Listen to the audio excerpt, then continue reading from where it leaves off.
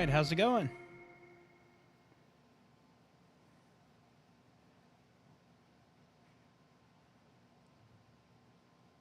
All right, tonight we are picking up with the main game of Fate Stay Night.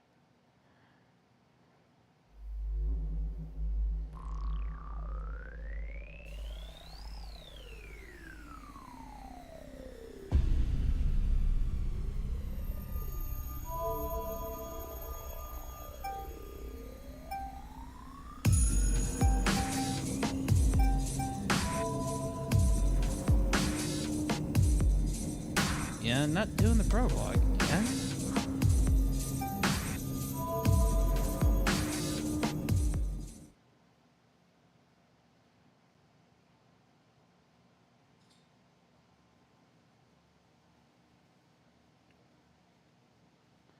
I am the bone of my sword. Steel is my body and fire is my blood. I have created over 1,000 blades, unknown to death, nor known to life. Have withstood pain to create many weapons, yet those hands will never hold anything. So as I pray, unlimited blade works.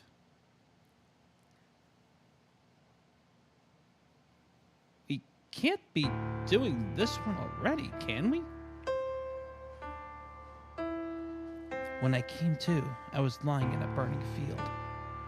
It must have been a big fire. The familiar town was an unrecognizable smoking ruin. It looked like a scene from a war movie. The sight didn't last long though. As morning dawned, the fires gradually died down. The towering walls of flame shrunk to embers, and most of the buildings looked to have collapsed. It felt so strange being the only unchanged thing in the town. I was the only one left alive. I was either fortunate or the house I'd been inside was built on the luckiest ground of all time. Either way, I was the only one alive. Since I'd survived, I felt I needed to keep on living. I walked aimlessly, thinking it would be dangerous to remain where I was. It wasn't that I wanted to avoid becoming what had happened to everyone around me, those scorched black masses. It wasn't a feeling of disgust. Some other emotion was driving me on. At the same time, I had no hope. It was a miracle I was alive at all, and I didn't think I was going to last much longer. There was just no way I was going to survive. There was simply no way I would ever escape this crimson. No matter what I did. That was how desperate how awful this place was, even through the eyes of a young bull.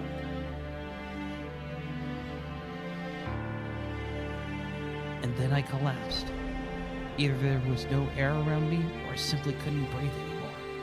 I just collapsed, and all I could do was look up at the sky, look up at the slowly clouding sky. The scorched black masses around me lay motionless. The dark clouds covered the sky, promising rain. Good. The rain will put out the fires. I took one final deep breath and looked up at the rain clouds. I couldn't breathe, but I still felt pain. I said that out loud on behalf of all those people who couldn't say those words themselves.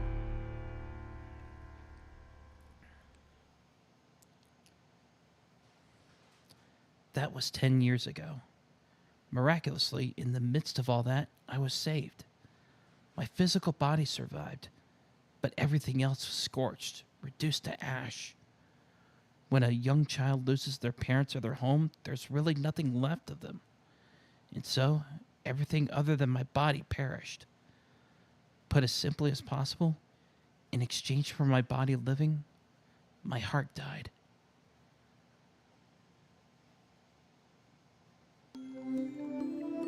I'm dreaming. I squinted, seeing a bright white light. It was blinding. Light stabbed at my eyes when I woke. I doubt I really knew what the sensation of blinding light was in the first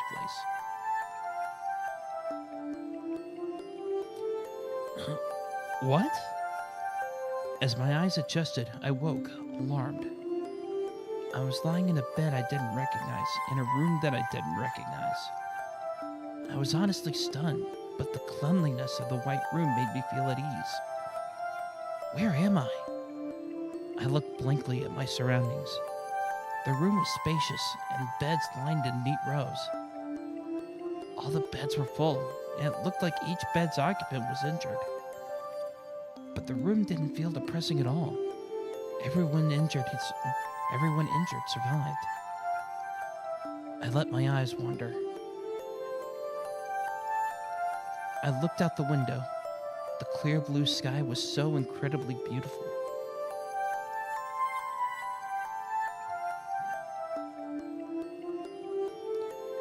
A few days passed, and I was finally able to take in the situation. I had no problem remembering what happened the days before, but I wasn't much different from a newborn during this time. Strange as it is, that was closer to the truth than might seem possible. The fire was just that bad. I was rescued from the fire. I awoke in a hospital. My parents were gone, and my entire body was wrapped in bandages. I didn't really understand what was going on, but I did know that I was alone. It didn't take long for me to accept my circumstances. Maybe I had no choice, really. All the other children were in the same boat. And then, later, in the moment I, naive as I was, started to worry about what would become of me, he walked in. He appeared the day my bandages came off and I started eating on my own. His hair was disheveled, his suit tattered. He looked a bit younger than my doctor. He looked more like someone's older brother than someone's father. こんにちは。君がシロー君だね。 His beaming smile seemed to blend into the pouring white sunlight. His voice was somehow irritatingly fake, yet extremely gentle. 率直に聞くけど、孤児院に預けられるのと、初めて会ったおじさんに引き取られるの、君はどっちがいいかな？ He was offering to take me in. I asked if we were related. He said we were complete strangers. He looked like an unreliable guy. But then again, he was no more or less familiar than the orphanage. So I decided I'd go with him. そうか、よかった。なら早く身支度を済ませよう。新しい家に一日でも早く慣れなくっちゃいけないからね。He started gathering my things hastily. Even as young as I was, I could see he wasn't any good at it. And after he made a mess packing... おっと、大切なことを言い忘れた。うちに来る前に、一つだけ教えなくちゃいけないことがある。He turned, asking for confirmation.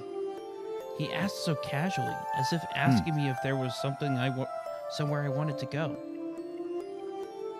Yep. はじめに言っておくとね、僕は魔法使いなんだ。He said it in a serious, almost ceremonious manner. It happened so fast. Now that I think back, I was also immature. I just accepted his words as fact.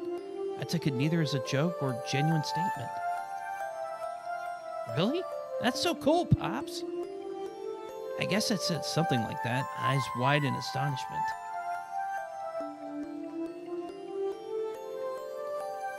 And I was his child. Actually, I don't really remember how that conversation went. But every now and then, my old man would bring it up. He would recount that scene over and over, acting all embarrassed. That scene might have been the happiest day of my old man, a man named Shirou Emiya's life. You could say that it was one thing for him to tell a recently orphaned kid he was a magician, but I was no better. The way I so eagerly bought into it. And that was how my old man adopted me and how I took the last name Emiya. Shirou Emiya. When I said that name out loud, I felt really proud of having the same last name as Kiritsugu. I'm dreaming. It's from my childhood. It's probably about 8 years ago, since about the time when I talked my old man into making me his apprentice. Kiritsugu had started going away on a regular basis once I was old enough to stay home by myself. He'd always given me some childish, unbelievable explanation like, I'm going to go on an adventure around the world. Then he'd actually do it. From then on, that's how it always was. It wasn't unusual for him to be gone for a month, and at times he didn't come home for half a year. The Emiya mansion is an expensive Japanese samurai-style house, and Kiritsugu and I were the only ones living there. It felt too big and empty for a child like me, and at times I felt lost. But I liked my life there. Whenever Kiritsugu came home from his trips, he would brag and tell stories like an excited child. And another child, one who shared his last name, always looked forward to those stories. I may have been alone in the mansion, but Kiritsugu's stories always helped lessen that. He was always pursuing a dream like a boy. I was weary of his whims, yet at the same time, he always looked radiant to me. Maybe that's why I hoped to be like him one day. Well, as childish as I might have been, I realized I needed to get my act together, since I had an old man with his head constantly in the clouds.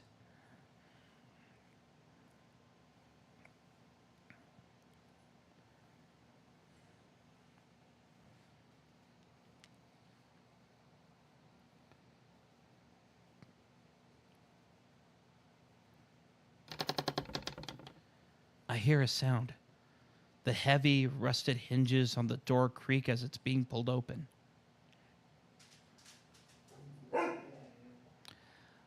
Light pours in through the crack in the door. My mind tries to shake off the slumber. 先輩、起きてますか？ I hear footsteps drawing near, and I feel the winter air flowing in.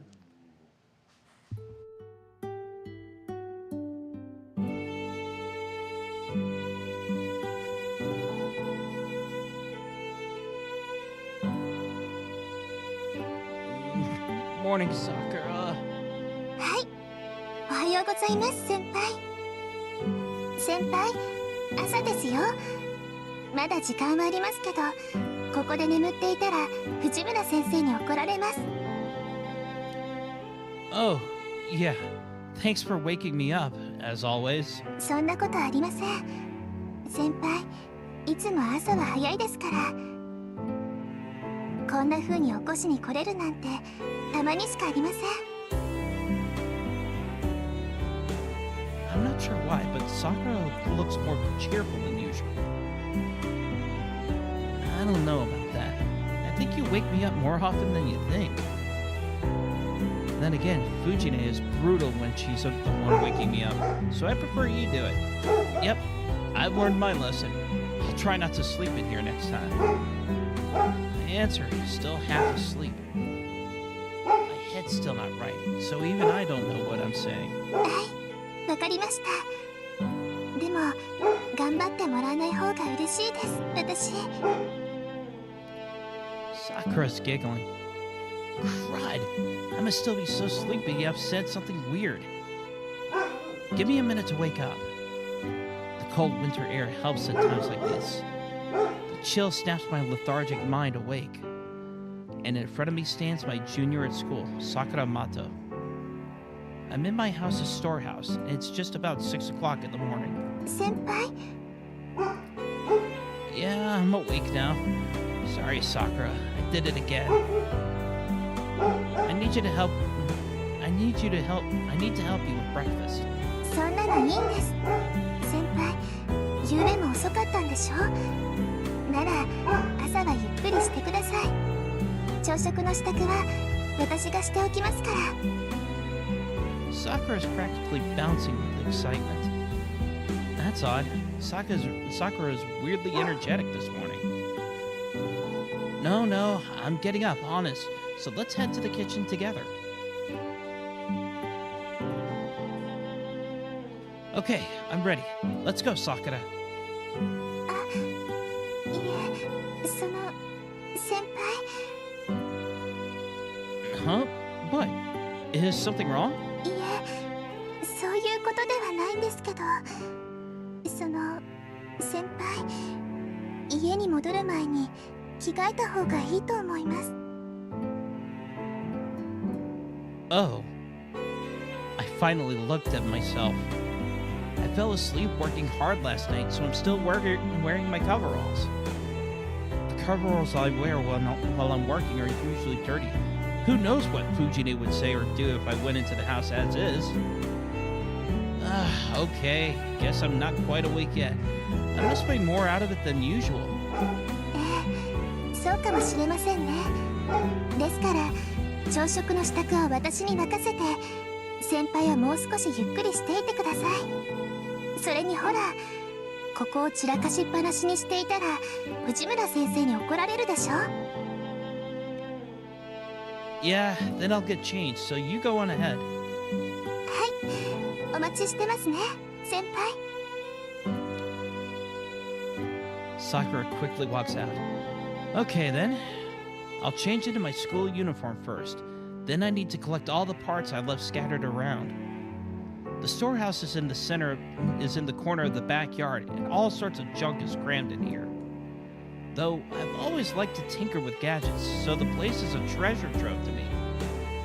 The old man forbade me to go into the storehouse, but I ignored his warnings and snuck inside almost every day. Now it's sort of a base for me. I guess you could call this place my real room. The massive Emiya house never felt homey to me, but I've always felt at ease in here, surrounded by all this junk.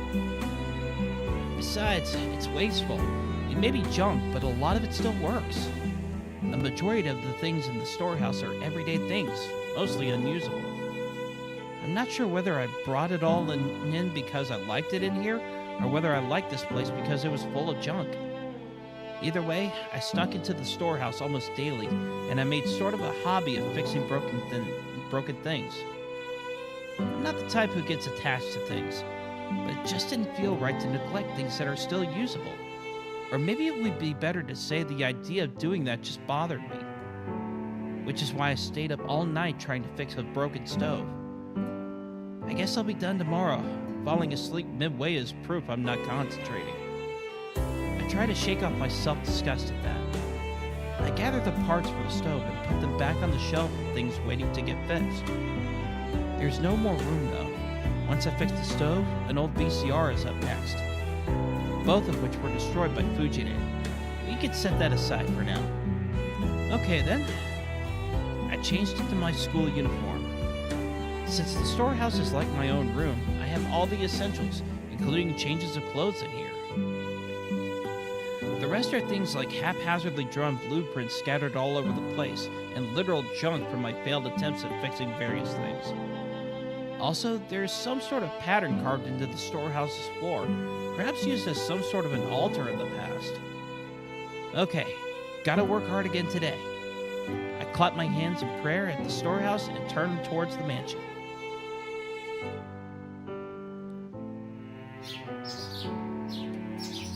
I walk from the storehouse to the mansion. This Emiya residence is a Japanese samurai-style house located on the outskirts of town. My old man wasn't from a notable family, yet for some reason he owned this giant house. That in itself was a mystery, and it also seems he didn't have any relatives here in Japan. And so when my old man died, there was no one else to inherit this mansion, so it came to me as his adopted son. Though to be honest, I don't have any administrative abilities, so things like inheritance, property taxes, and any other complicated things are all handled by Old Man Fujimura. Old Man Fujimura is a major businessman who lives nearby. Kiritsugu described Old Man Fujimura as an old man who's like a Yakuza boss. Obviously, that was his own biased view. In fact, Old Man Fujimura is not like a Yakuza boss, he is a Yakuza boss. That may be a problem in itself, but I try not to dwell on it. Anyway, that's why I live in this giant mansion on my own. It's been 5 years since my old man died. Time sure does fly. I sigh, thinking about how much I've grown in those 5 years. I'll be back in a little bit.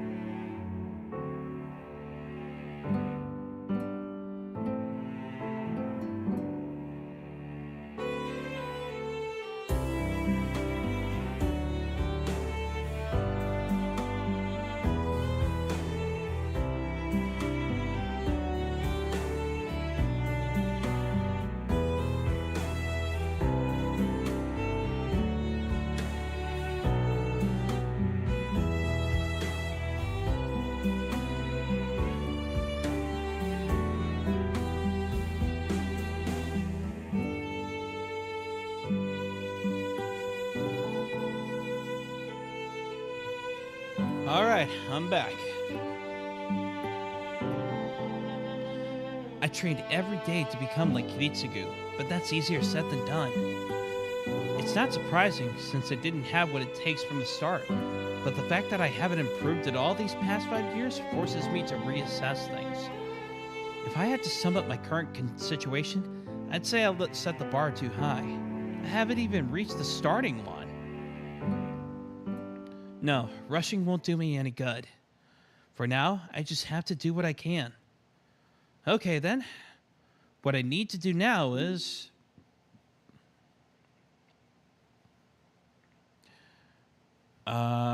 what?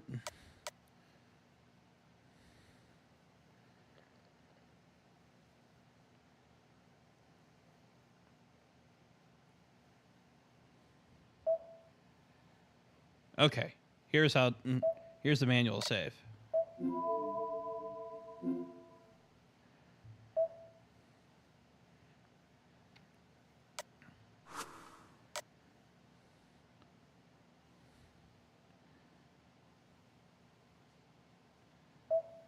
I'll go help Sakura. Right, I need to help Sakura. Making someone younger than me do all the work would be embarrassing, and I feel bad for Sakura coming here so early in the morning.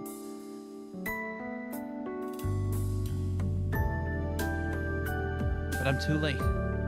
Breakfast looks to be done already. The appetizing scent of the breakfast Sakura cooked wafts toward me from the kitchen. Sakura finished cooking, and she's searching the cupboards for dishes. Sorry, I can at least serve everything, so go and sit down. もう来ちゃったんですか、先輩? I wasn't exactly quick. It's already 10 past 6, and that's when we're usually eating breakfast. So, yeah, I overslept. そんなことはないと思いますよ。先輩は部活をしていないんですから、この時間は十分に早起きです。Clubs have nothing to do with it.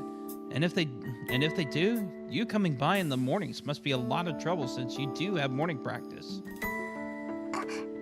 いえ、私は好きでしていることですから、部活のことは気にしないでください。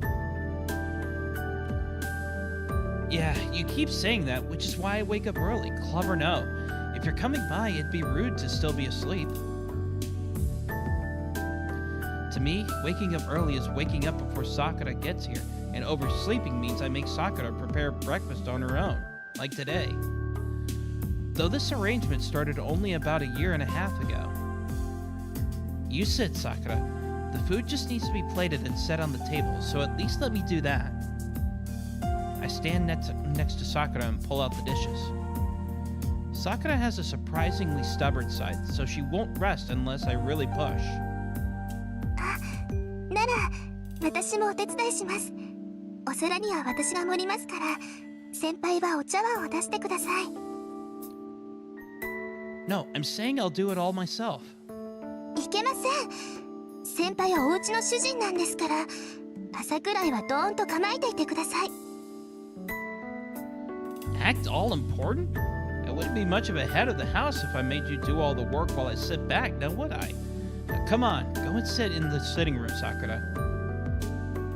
はい、ぜひ失格してください。これ、いつも美味しいご飯を食べさせてもらっているお返しなんです。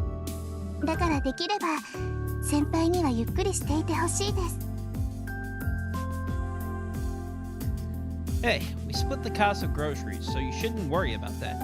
In fact, I'm the one who should be thanking you. Ever since you started coming by, I've been eating a lot better. やっぱり、先輩、分かってなかったんですね。先輩のお家のご飯が美味しいのは、そういうことじゃないんです。Huh? What do you mean? いえ、なんでもありません。けど、責任取ってくださいね。私、先輩の家じゃないとご飯を美味しくいただけなくなっちゃったんですから。What? That's a weird thing to say. What if Fujine heard that? She doesn't get sarcastic jokes. そうですね。藤村先生に聞かれたら大変です。Right, so don't say stuff like that. はい、言いません。言いませんから、お手伝いしていいですよね、先輩。Sakura looks me in the eye so naturally and calmly. Fine, do what you want. If you want to so badly, I'll have you. If you want to so badly, I'll have you do everything. はい、好きにします、私。Honestly, you don't listen to anything I tell you anymore, Sakura. ですね。藤村先生に似てきたのかもしれません。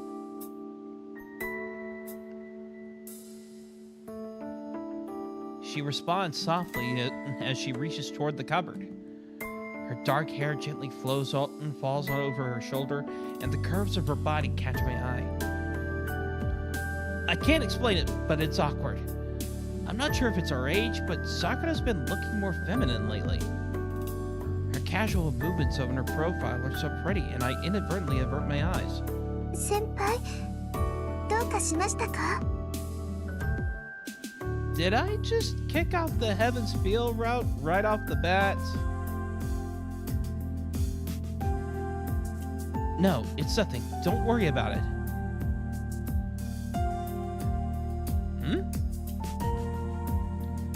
Honestly, it's baffling. Why am I getting nervous around my friend's younger sister? Sakura's just a really good and considerate younger friend of mine, and she's someone I need to look after.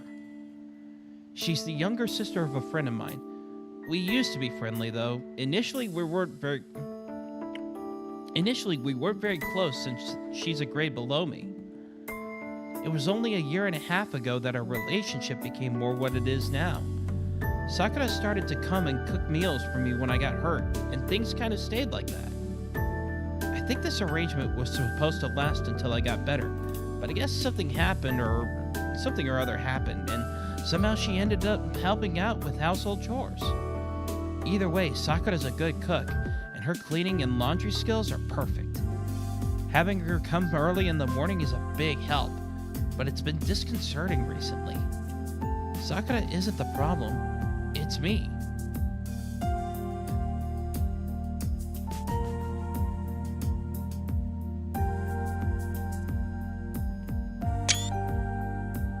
Just in case.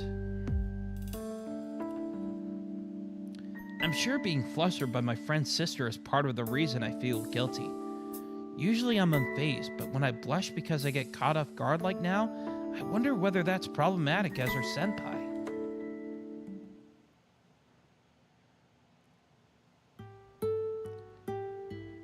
Breakfast is lined up neatly on the table. A perfectly balanced meal of chicken with parsley salad, grilled salmon, blanched spinach, miso soup with radish and carrots, and grated yam soup. Or grated yam soup. Thank you for the meal. Sakura and I sit down and bow and begin our meal in silence. The gentle tapping of chopsticks is the only sound of the room. Sakura isn't typically talkative, and I hardly have anything to chat about during meals. So we eat in silence. Normally it's much rowdier than this, but the person who usually causes the commotion must have watched a spy movie or something last night because she's eyeing the two of us through a newspaper she propped up in front of her food. 藤村先生、ご飯時に新聞は見ない方がいいと思いますよ。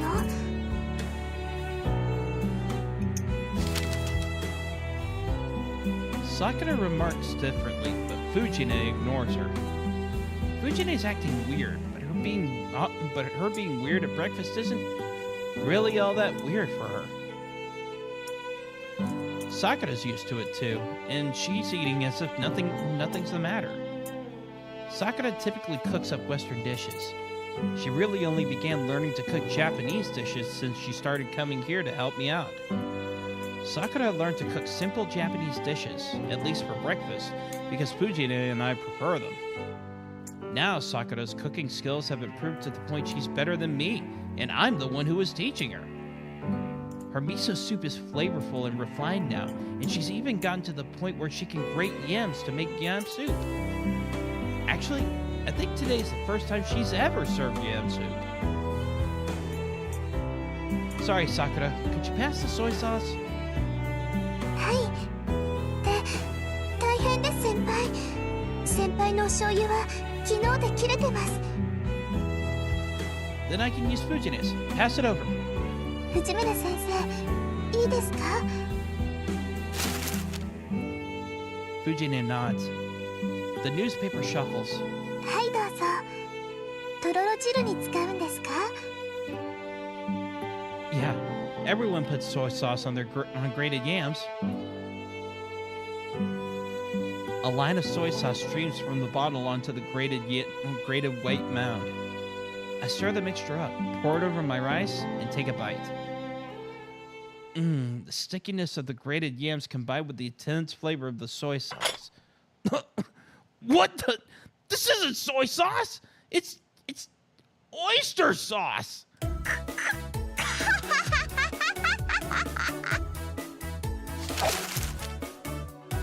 Fujine tosses her paper onto the table with an enthusiastic flick of her wrist. どうだ、朝のうちにソースとお醤油のラベルを取り替えておく作戦なのだ。 The not so mysterious spy punches in the air victory. Punches the air in victory. Who pulls a stunt like that first thing in the morning? You're going to turn 25 this year, but you're still the same.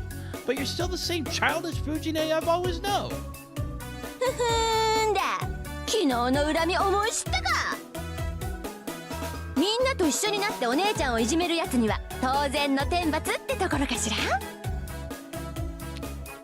People can't enact divine justice. I knew you were weirdly quiet. I can't believe you've been plotting this since yesterday. You have entirely too much free time on your hands. そうだよ。おかげでこれから急いでテストの採点しなくちゃいけないんだから。そういうわけで急がないとやばいのだ。 Fujine sits back down and shovels her breakfast into her mouth. はい、ごちそうさま。朝ごはん、今日も美味しかったよ、さくらちゃん。はい。お粗末様でした先生。それじゃあ先に行くわね。二人とも遅刻したら怒るわよ。 And off she goes, stomping out in a rush. There's something terribly wrong with a world that allows someone like her to be a teacher. 先輩。 Sorry that Fujine hardly savored the breakfast you took so much work into making. いえ、そういうのではなくて、昨日藤村先生に何かしたんですか？食べ物に細工するなんて藤村先生にしてはやりすぎですから。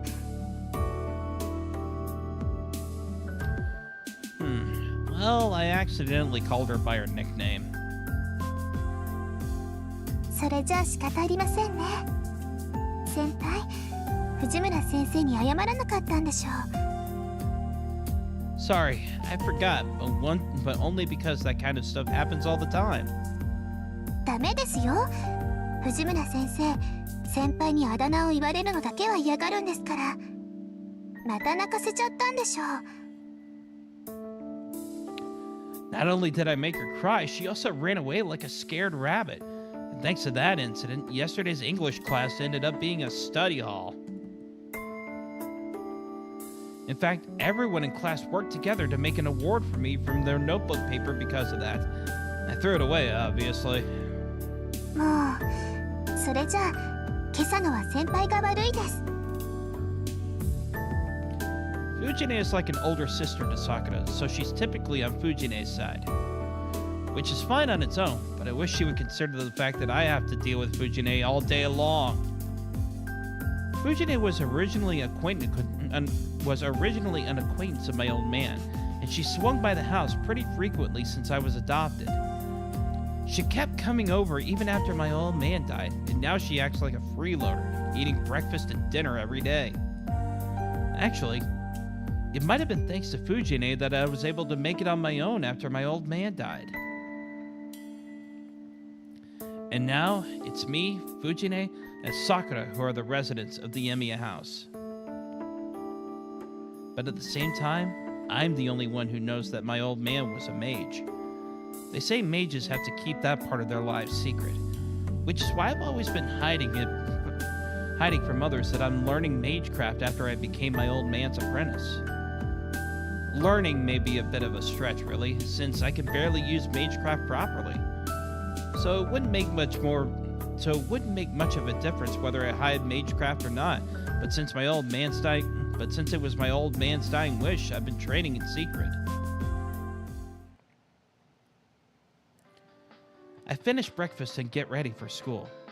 I put away the dishes with Sakura as I listen to the news on TV in the background.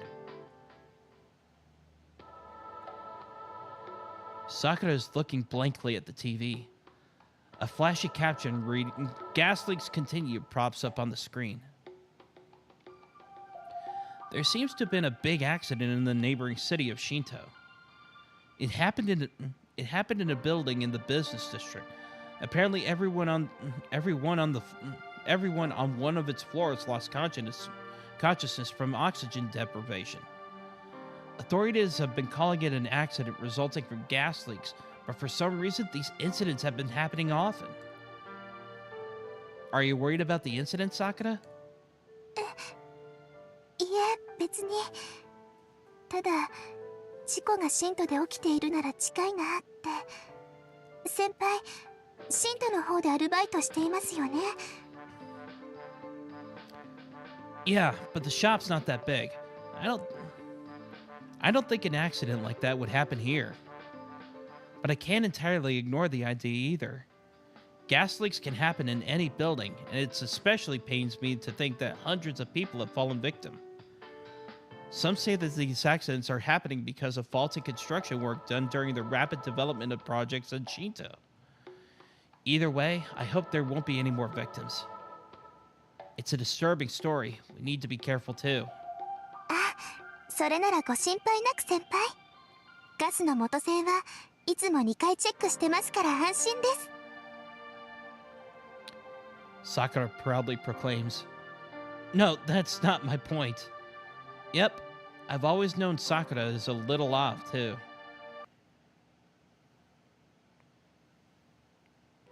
Senpai, 裏手の戸締まりはしました？ I bolted it. Is that a problem? ありません。それじゃあ鍵かけますね。先輩、今日のお帰りは何時ですか？ I think I'll be home a little late. What about you, Sakura? 私はいつも通りです。多分私の方が早いと思いますから、夕食の下準備は済ませておきますね。Yeah, that'll be great. I'll try to come home as soon as possible, too. The gate is locked tight. Sakura and Fujine both have keys to the house, and the rule is that whoever leaves last is in charge of locking everything up. Let's go. You'll be late for morning practice if you don't hurry. はい。それじゃあ少しだけ急ぎましょうか、先輩。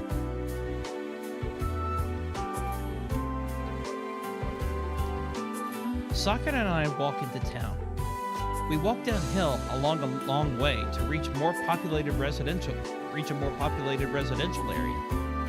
The Emiya house is located on top of the hill, always away from the center of town. Heading down the hill leads us to the residential area.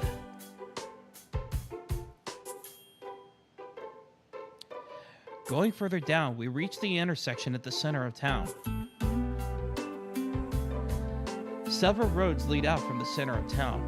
There's a large bridge that connects to the neighboring town.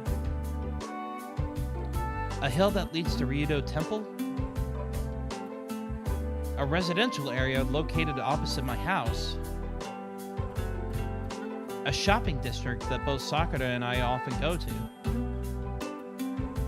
And finally, there's a path that leads to our school.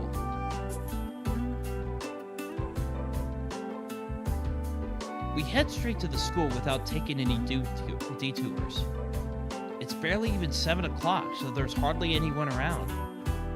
Students making their way to their morning club activities are the only ones to be found along our route.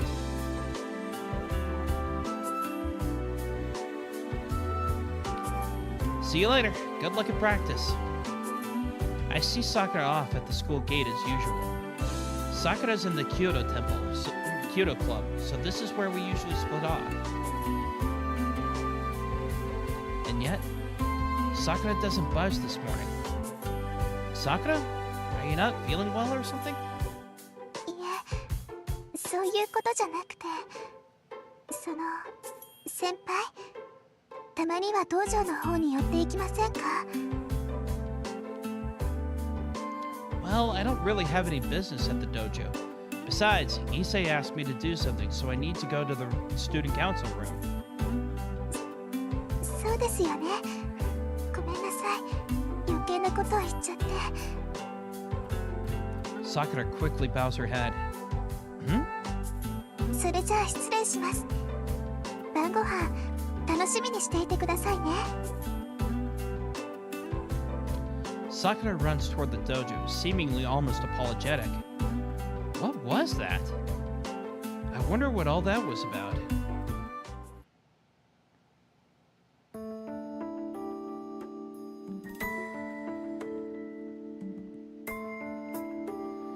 Issei, are you in? いるぞ。今朝は少し遅かったな、エミヤ。Issei glances up from his desk, looking like he's been studying some papers. Is it just you, Issei?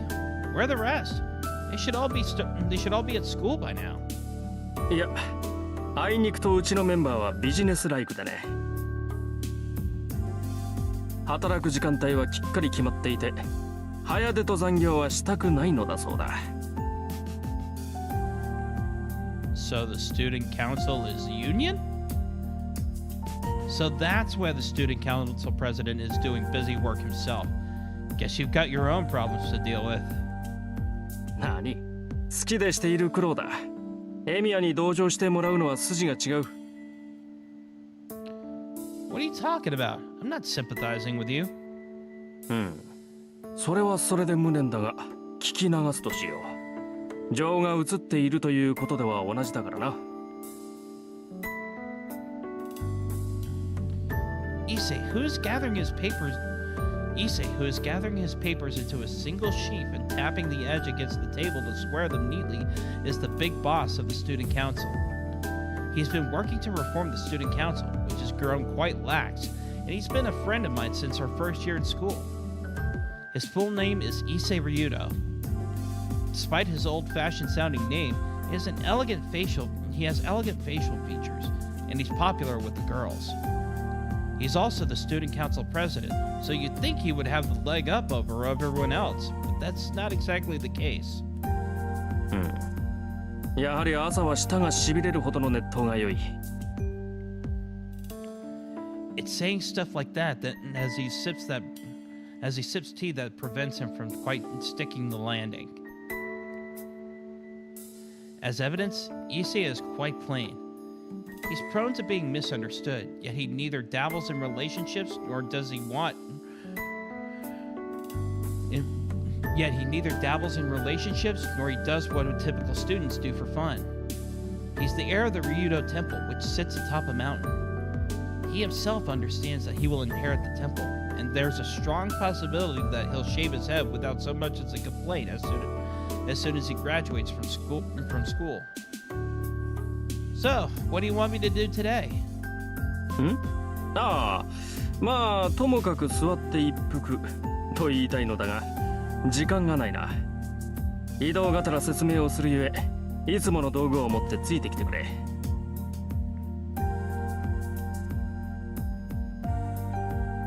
率直に言うとな、うちの学校、金のバランスが極端なんだよ。I know the athletic clubs are favored, and there's not much money to go around in other places. 結果、文化系の部員は絶えず不遇の扱いでな。今年から文化系に予算が行くよう尽力しているのだが、予算の流れが不鮮明でうまく回っていない。おかげで未だ文化系の部室は不遇でな。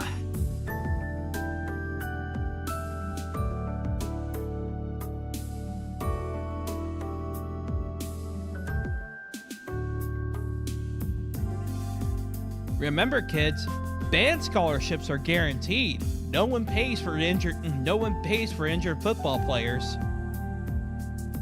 特に冬のストーブ不足に関しては打開策がまるでない。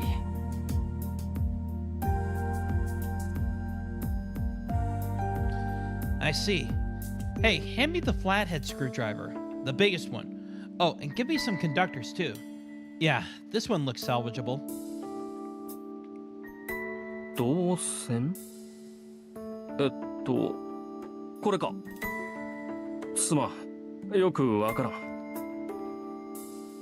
間違っていたら叱ってくれ。It's fine, you got it right. So what about the lack of heaters? Is there anything else that's broken?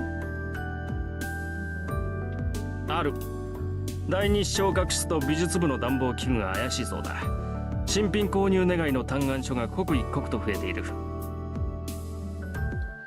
And you're saying that there's new room in the budget? This one's just corroded. Good thing the inside's still intact. 治りそうか、エミヤ。Yeah, I can fix it. It's a good thing old machines are easy to figure out. The wire's just burnt out, so as long as those get replaced, this should last until the end of the year.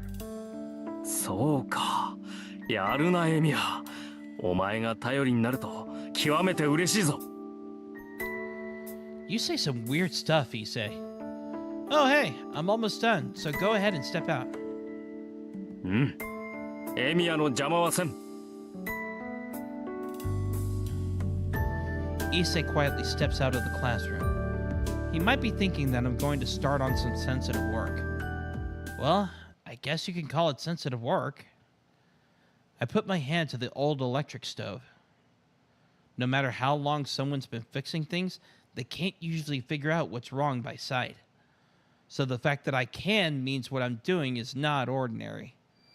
I close my eyes and look inside the stove by touch. And then suddenly, a single image pops into my head.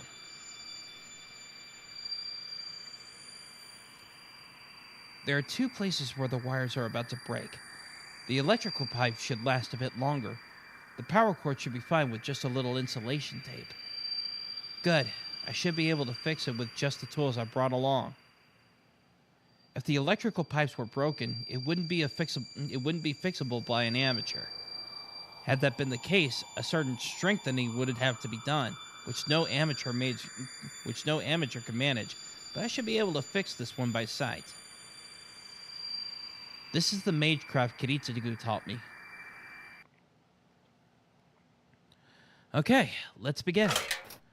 I take off the cover to begin my repairs. I already know where it's broken, so the rest of the work is easy. This is the one thing I'm good at. That's right, I, Shirou Emiya, have absolutely no talent in magecraft. But for some reason, I have a knack for visualizing the structure of things or blueprints like I did just now. My old man once saw me imagine and recreate a blueprint. He looked surprised and muttered, "What a useless talent." My special talent appears to be pointless. According to my old man, the fact that I can visualize object structures isn't really helpful. A mage normally wouldn't need to survey an object's entire structure like I do. He claims the mage's struggle is to instantly seek out an object's center or its core and transform it as quickly as possible. That's why reading blueprints is a waste of time, and even that only helps seek out areas for magical energy to pass through. And so, fixing broken stuff is one of the only things I'm good at.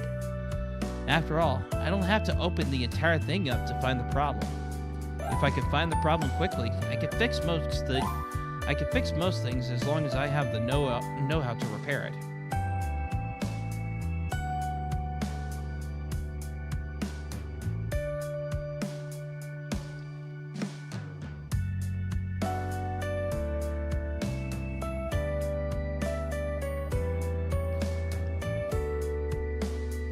You know, Kiritsugu may call it useless, but then again, to my understanding, most mages don't know how technology works. So the only reason why they try to change it at its core as fast as possible is because they can't fix it any other way. Though I only do that with things an amateur could reasonably be expected to fix. Okay, done. What's next? I put away the conductors, pick up the screwdriver and wrench, and head out to the hallway.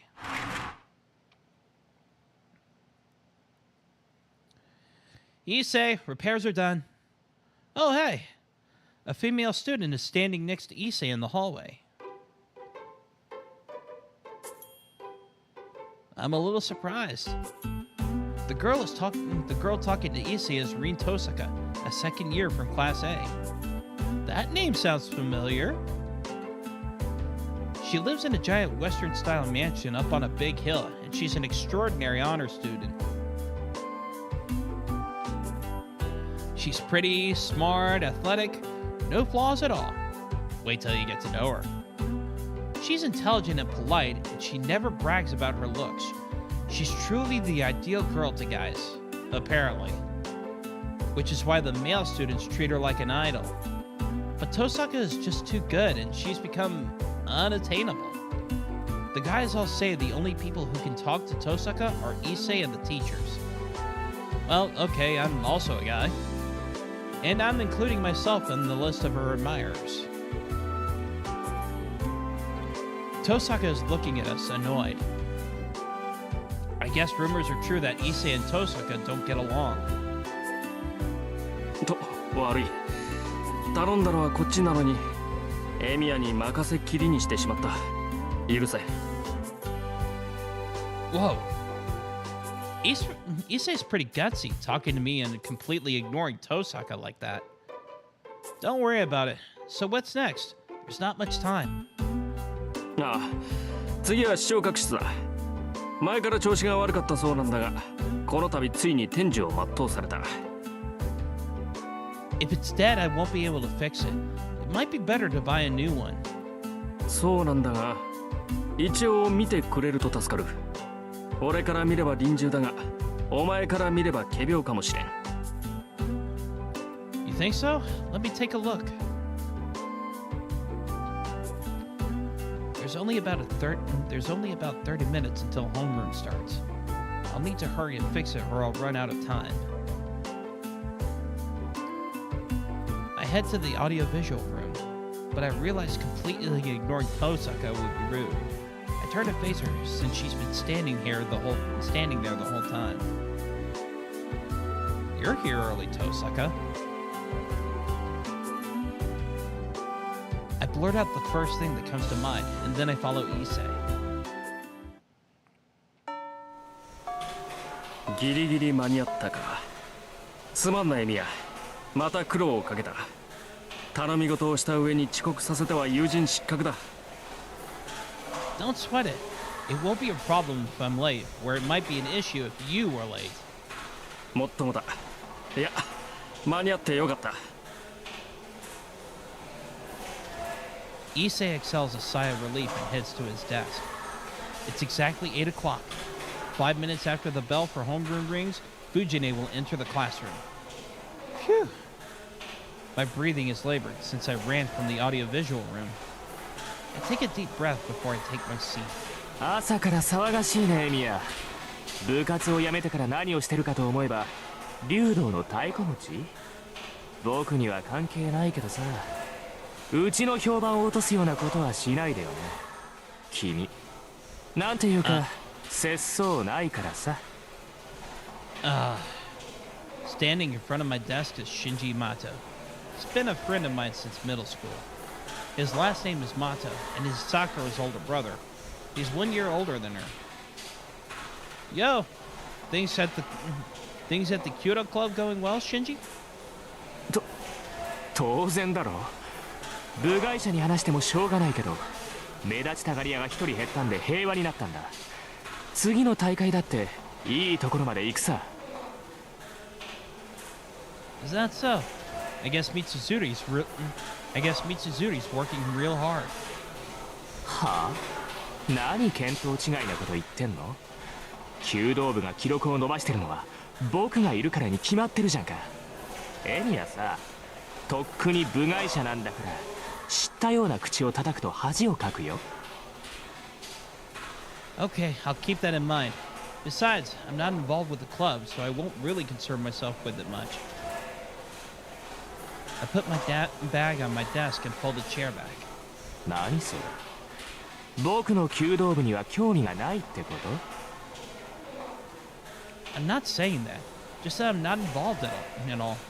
I'm not a part of the club anymore, so it's not right for me to just drop into the dojo. But if there's anything you need, just let me know. I'll help whenever you need it. I remember you weren't good at fixing and stringing bows. そう、サンキュー。何か雑用があったら声をかけるよ。ま、そんなことはないだろうけどさ。Well, that's good. A captain who leaves busy work behind won't be much of a captain. Just try not to trouble Miss Fujimura. She's terrifying if she gets mad. 余計なお世話だ。ともかくお前はもう部外者なんだから、道場に近づくなよ。And just like that, Shinji heads off to his seat, all self-important bluster as ever. Huh. He does seem moodier than usual. ふざけたやつだ。自分からエミヤを追い出しておいて、よくもあんな口が聞ける。Oh, you say, were you there the whole time? なんだとはなんだ。気を利かして聞き耳を立てていた友人に向かって、なんと冷淡な男だお前は。Huh? What does concern have to do with it? I haven't done anything worth worrying about. たわけ、心配もするわ。エミヤはカッとなりやすいからな。真珠に殴りかかれば皆は喝采を送るが、女どもからは非難の嵐だ。友人をそんな微妙な立場に置くのはよろしくない。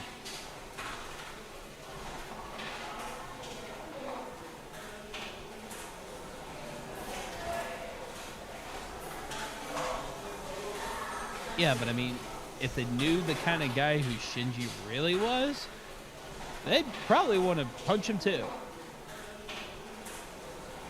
I get it. Yeah, good point. Thanks, Issei. I don't think that would ever happen.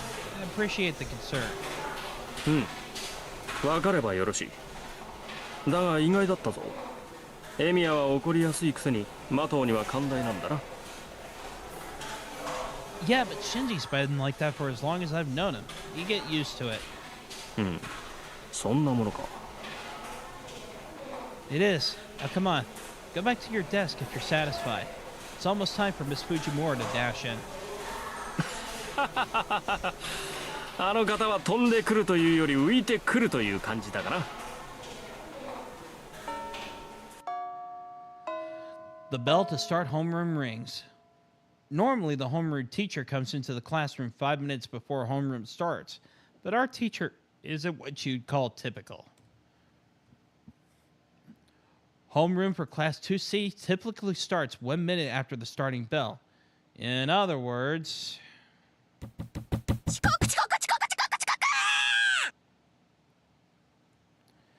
Homeroom starts with the sound of Fujine's shouts and hurried footsteps. おーし間に合ったー。みんなおはうわ I kind of imagined like a picture of Fujine just of Miss Fujimura just like diving into the classroom.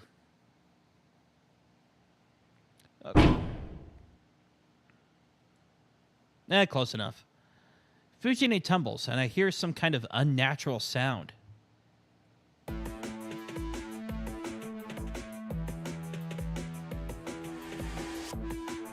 Contrary to the hectic sounds of a few seconds earlier, the classroom is now dead silent. The mood shifts sharply. It's no wonder Fujine is called a human roller coaster. But honestly, the way she felt didn't seem like a laughing matter. Fujine hit her head against the podium, and she's still lying on the floor.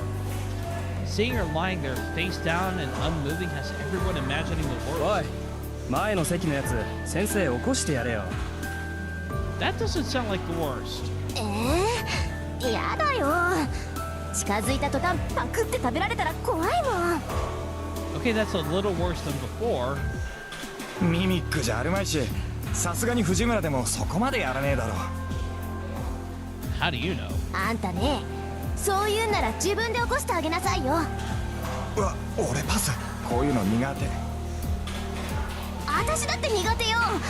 大体なんで女の子にやらせるわけ？男子やりなさいよね、男子。 The students in the front row start to get rowdy. Those of us sitting in the middle rows can't see what's going on, so we all stand up to get a look. ちょっと先生動いてないぞ。気絶してんじゃないのか？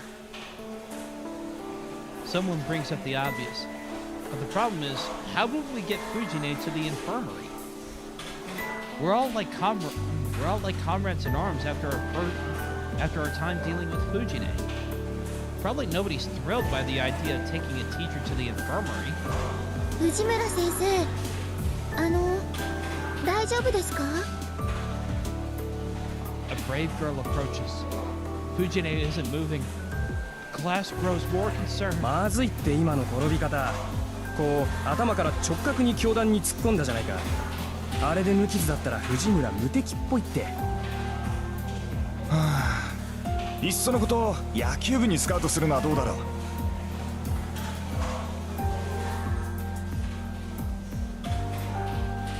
う。やめろよな、そういう脅しは。タイガーが顧問になった日には俺たち甲子園行っちまうぞ。藤村先生、藤村先生、ダメ、なんか反応ないよ。 I'm gonna need context on that Koshien tournament. But おい、お前目の前なんだから起こしてやれよ。やだよ俺。もし死んでたら殺されかねねえ。 how would you be dead if she's dead? でもだからってほっといたら後が怖いと思うし。でも誰も近づきたくないと。仕方ねえな。こうなったらあれしかないか。あれだね。 Everyone's on the same page. Except Shinji and I. We keep quiet because the two of us dared not be a part of what was about to happen. せーの。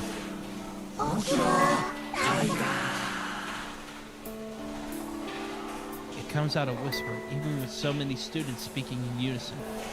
The word tiger is especially inaudible. And yet, Fujine's previously motionless body reacts. うわ、動いた。効き目ありだぞみんな。よし続けろ。ガコロートンの刑じゃ。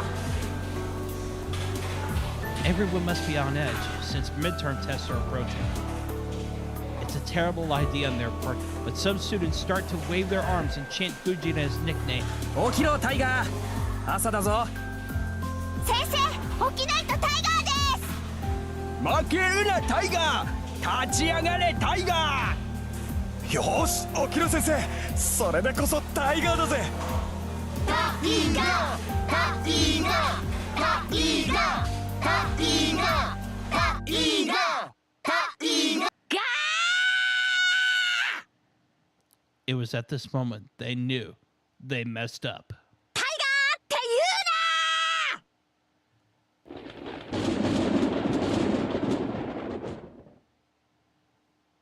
Like a sudden bolt of lightning striking, Fujine stands valiantly as if the fall hardly scratched her.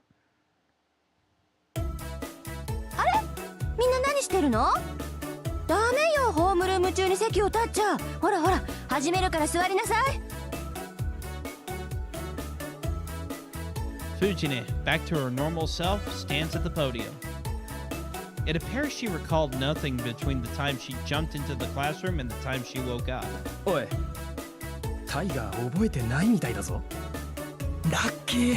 朝からついてるな俺たち。いや、ついてるっていうのかな、こういうの。 The students shuffle back to their desks.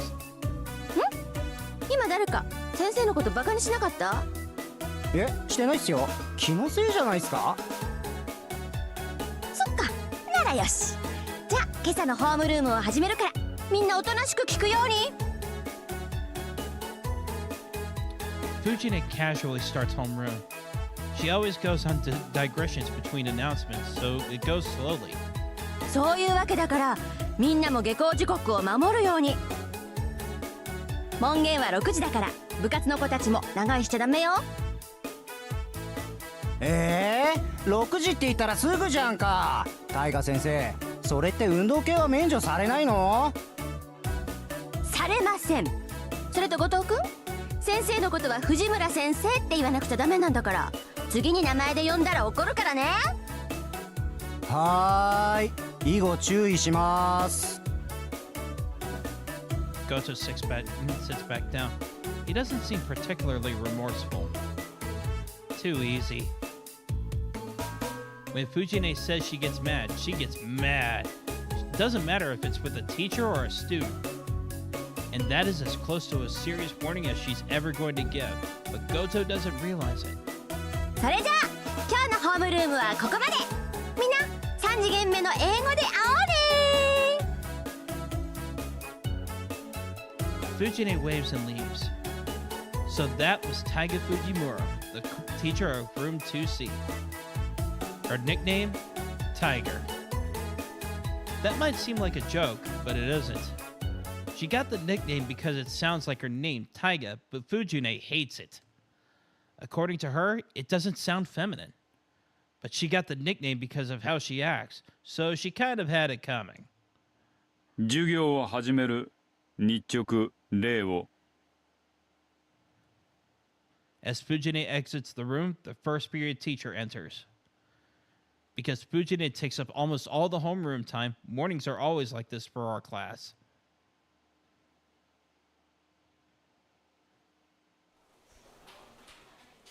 And so, another day of classes ends. There are many types of students. Some immerse themselves in club activities, some hurry home, and some hang out in the classroom after class for no particular reason. I don't really fit into any of those categories. すまない。ちょっといいか、エミヤ。今朝の続きなんだが、今日は時間あるか。Well, it's not like I don't have any plans.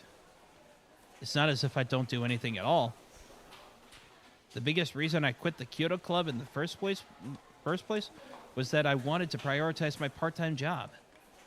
It's been 5 years since I started part-time jobs to earn money for living expenses on my own after my old man died. And when you do so many different jobs, there are some requests you just can't say no to. Today is one of them. I was asked to help restock some product for a bar, since they wanted as many strong helping hands as they could. Though I'm sure I don't have to go help. It's likely asking everyone else that it's likely asking everyone as an excuse to gather some folks and hang out afterwards. There are two options. I should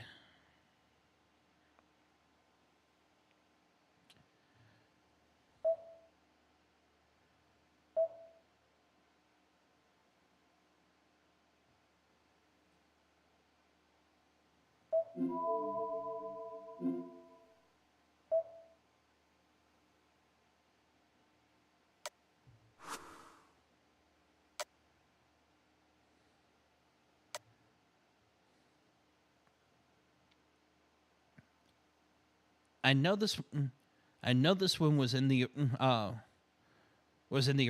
I know this scene was in the original Fate Stay Night anime, so I think we'll do this one. I feel bad for Issei, but I should prioritize my part-time job. I never promised I would go, but since I said I'd try, I should probably keep my word. Sorry, Issei, I have plans already, so can I get a rain check on this morning's tasks? 先約？ああ、例のアルバイトか。そうか、それは困らせたな。こちらは今日明日で身体が決まるものでもない。俺の頼みなど気にせず、労働に励んでくれ。Thanks. I'll get back to those tasks first thing in the morning. So please let me off the hook this once. This one time. そこまで深刻な話でもないと言っただろう。急を要していたものは今朝で片付いた。残った修理品はエミヤの手が空いた時で構わんさ。If you say so, is it okay if I pick up where I left off whenever I don't have to work? 一切ない。その時はまた頼りにするぞ、エミヤ。Issei bids me a stiff farewell and leaves the classroom. Okay then, I shouldn't dawdle. I may not have been given a specific time, but now that I've decided to go do my part-time job, I need to hurry over to the neighboring town.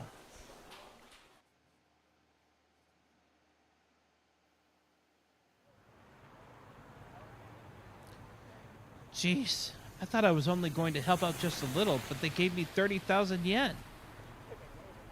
It's like an unexpected windfall or a stroke of good luck.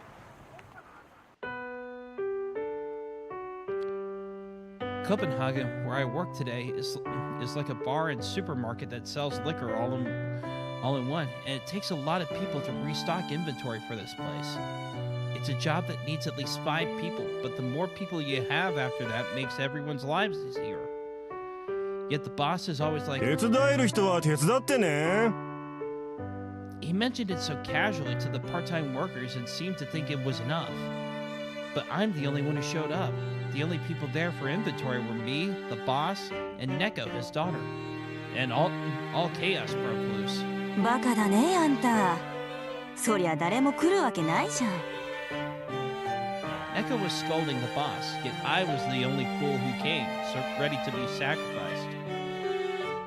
The two of them unenthusiastically applauded when I showed up, and then we all decided to organize the storage room as much as possible. And then, we somehow finished the inventory in 2 hours. 驚いたな。シロ君はあれかな。ブラウニーか何かかな。 The boss remarks as he eats a brown cake and surveys the afternoon work. Not exactly. I'm just used to manual labor, and I've been working here long enough that I know where most things go in the storage room. I haven't been working here since I was young for nothing, you know. あ、そっか。あれ、シロ君ってもう5年だっけ？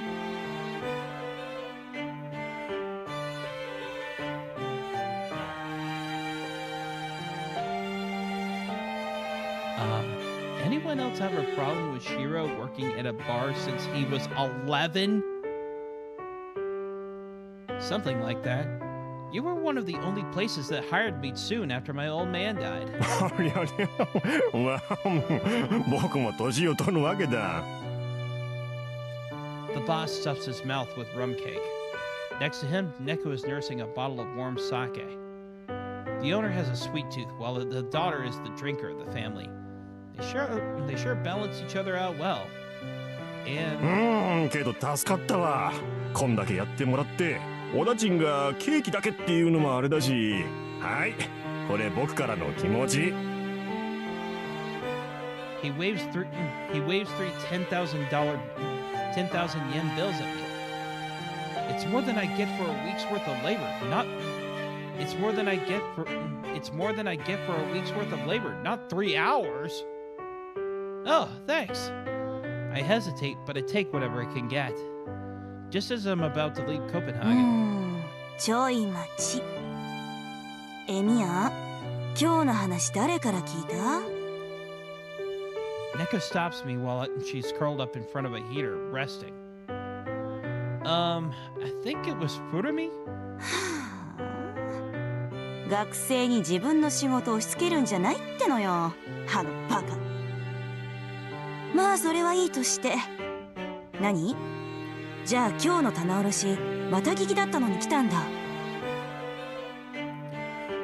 Well, I was told to help if I wasn't busy. フルミもバカだけど、エミヤンもおバカさ。まあいいけど。君さ、人の頼みを断ったことないでしょ。前に私と父が風邪で寝込んだ時も店番してくれたし。Huh? That's not true. I won't do things for people when I know I can't. I only do things I know I'm able to. ふーん。あん時君も風邪ひいてたんだけどね。まあいいけど。私が何を言いたいかっていうとですね、エミヤンはいいやつでちょっとバカで、そのあたり私は心配なので、今度藤村にちょっとは顔出せやこらと伝えておいてほしいのです。 Neko makes circles with her fingers in the air as she downs her sake. She seems to think that I'm a dragonfly or something. Okay, so just tell Fujine that? そう。じゃあね。あんまし頑張りすぎんなよ、少年。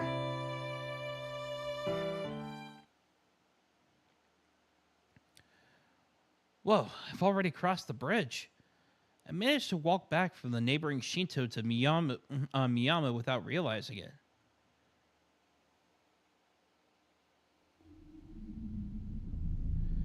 I walk through the still darkened town. It's about 7:30. There should still be people out and about at this hour, but there are no signs of anyone around. Oh, right. There was a crime committed in Miyama the other day. A burglar murdered someone, I think. It must be why there's no one around and why the school curfew has been set to 6 o'clock. Gas leaks and burglars, huh?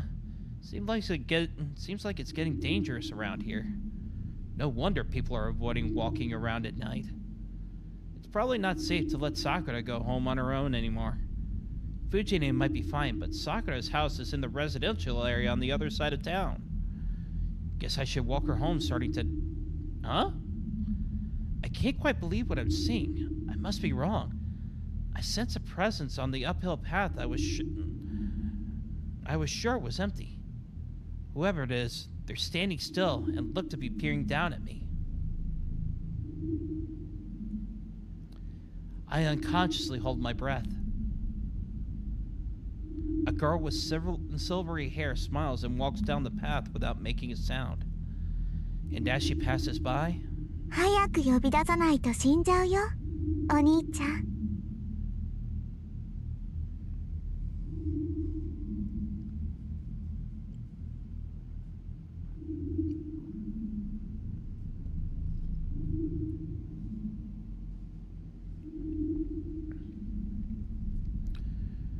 Whatever she says makes no sense.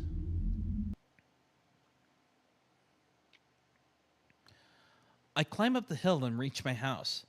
The lights are already on, which means Sakura and Fujine are home.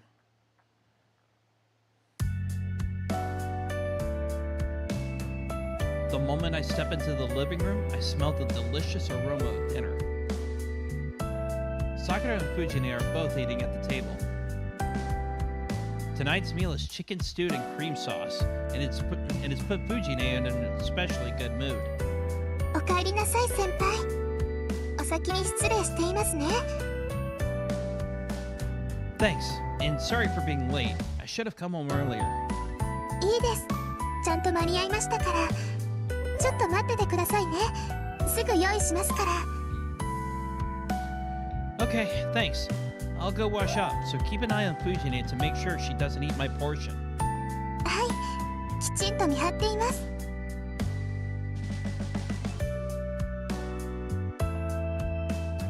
I go to my room. It's a sparse room compared to the storehouse, but it's still decorated enough, considering I don't have any particular hobbies. But most of them are random things Fujine just left there.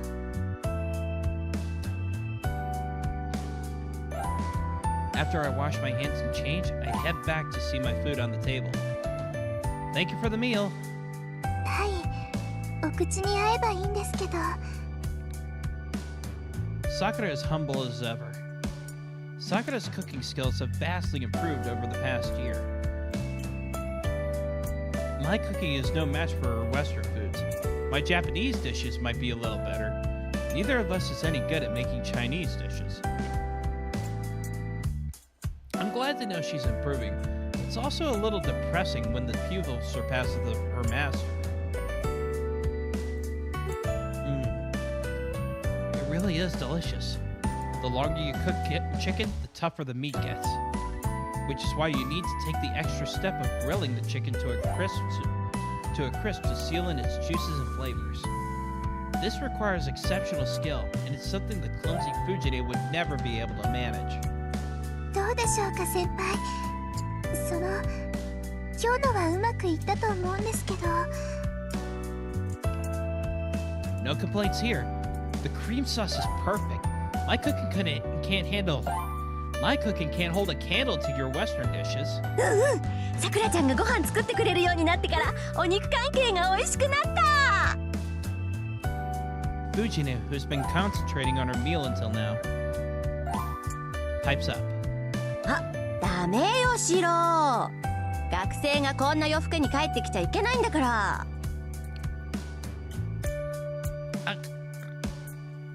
She looked to be in good spirits thanks to Sakura's meal, but the moment she sees my face, her mood turns sour. もうまた誰かの手伝いをしてたんでしょう。それはそれでいいことだけど、こんな時ぐらいは早く帰ってきなさい。最近物騒だぞってホームルームで言ったじゃない。あれ、シローに対して言ったんだからね。 You really don't need to make a homeroom announcement for something you could just tell me at home. ここで言っても聞かないもの。学校でガツンと言った方がシローには効果的なんだもん。先生、それは職権乱用というか公私混同だと思います。それぐらいしないとシローはダメなのよ。いつも人の手伝いばっかりして損してるからさ。たまにはまっすぐ帰ってきてのんびりしててもいいじゃない、バカチン。 Huh? Who are you calling an idiot? What's wrong with helping people? I'm not losing out on anything as long as someone benefits from my help. キリツグさんに似たのかな。シローがそんなんじゃお姉ちゃん心配だよ。 Seeing Fujine eating so heartily makes me wonder what exactly she's worried about. 藤村先生、今の話からすると先輩って昔からそうなんですか？昔からそうなの。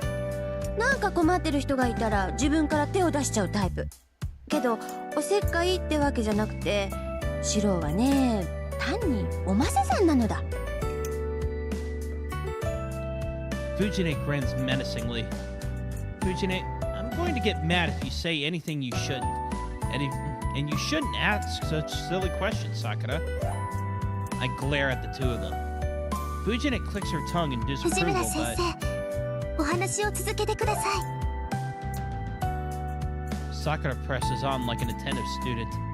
じゃあ話しちゃおう。これがね、シローは困った人を放っておけない性格なのよ。弱きを助け強きをくじくってやつ。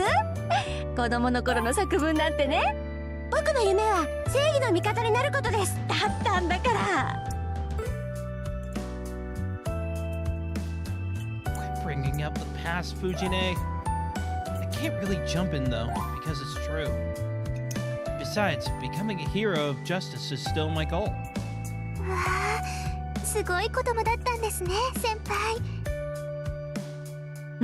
すごかったよ。年上の男の子にいじめられてる女の子がいたら助けに入ってくれたし、キリツグさんが武将だったから家事だって一生懸命こなしてたし。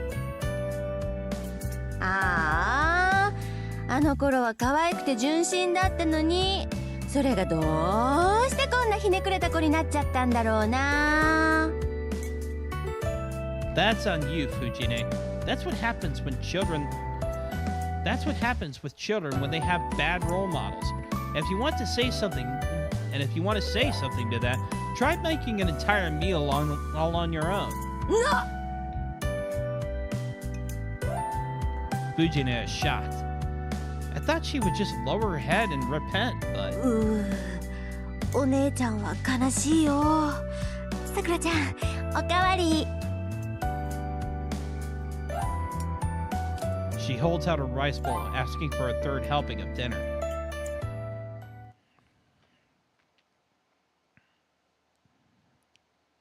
We relax after dinner, and it's almost 9 o'clock. Well, what should I do? There's still some time before my evening training. I guess I'll...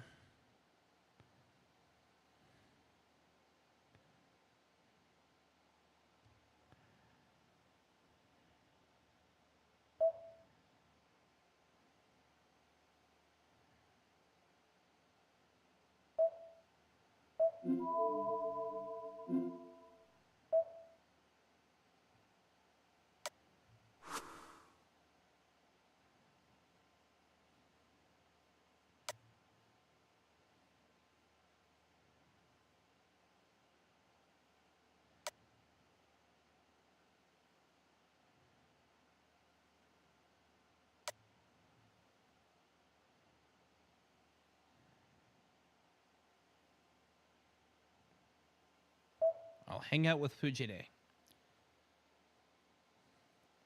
Not sure if this is the right choice, but well, it might be good to see how Fujine is doing, sort of a way to get in some light after meal exercise. Yeah, I'll try getting back at her for telling Sakura that embarrassing story.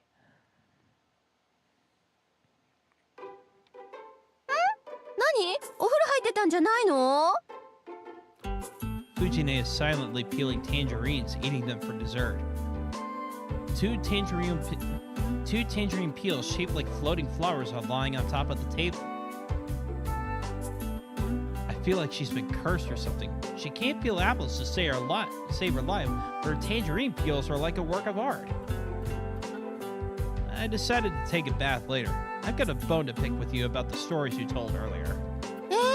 別にいいじゃん。もう昔のことなんだし、さくらちゃんも喜んでたし。それよりはい、今日のノルマ。シローは1日1個だからね。She takes a small tangerine from the basket on the table and tosses it to me. Well, hey, you're not gonna win me over with a tangerine. It's a good thing you only told Sakura, but never tell stories like that at school. People like Issei would be concerned. It wouldn't be good. みつづりさんは大笑いしそうだけどね。なんて言われなくても分かってるわよ。シローの子供の頃の話なんてさくらちゃん以外にはしないから。That's not my point. I'm saying don't talk about it to Sakura either. I'm sure Sakura likes hearing boring stories like that. And I know you won't do it again, but if you do, I'll get real mad. I glare at Fujine with all my might, showing how serious I am. ほほー。なんだ。そっか。そういうわけ。つまりシローはそうなのよ。Despite my efforts, Fujine grins, clearly pleased with herself. Oh, you're really starting to tick me off. Why do you look so pleased with yourself, you dumb tiger? I scowl angrily at Fujine. トラでもいいよだ。要するにあれでしょ。シローはさくらちゃんに知られるのが嫌だったのよ。他の人に正義の味方になりたいなんて知られても気にしないけど、さくらちゃんに知られるのは恥ずかしかったわけね。What? That's not true, I think. そういうことならどんどん話しちゃうから。そっか。シローもようやくさくらちゃんを意識しだしたか。教師としてちょっと心配だけど、保護者としてはちょっと安心したかな。けどお姉ちゃんはちょっと寂しいかな。Her speech is almost weirdly emotional, and then half a heartbeat later, she shoves a whole tangerine into her mouth. Fujine can fit anything up to the size of her fist in her mouth. An act like that might be alluring if we were in the wild savannah or something, but such feral charm seems kind of unbecoming for a mature woman like her. あれ先輩、お風呂入ってたんじゃないんですか? In comes Sakura. She heads right to the living room, having finished up with the dishes. I put it off because there was something I had to talk to Fujine about. Want a tangerine, Sakura? I reach over for the stack of tangerines in a basket. It's unexpected, but the three of us relaxing together after dinner is kind of nice. それならさっき藤村先生にいただきました。私用に取っておいてくれたおみかんで美味しかったです。さくらちゃんは生の果物はダメだからね。調理したやつかアイスみたいに冷やしてないと食べてくれないのだ。さくらちゃんそろそろ時間。はい、後片付けも済みましたから今日はもう帰ります。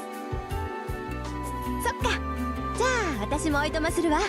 さくらちゃん行こう。最近は物騒だから近くまで送って行ってあげる。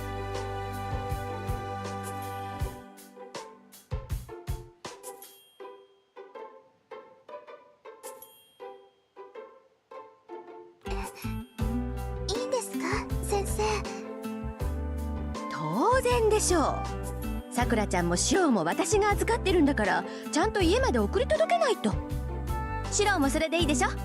私たちが帰ったらちゃんと戸締まりして寝るのよ。Got it.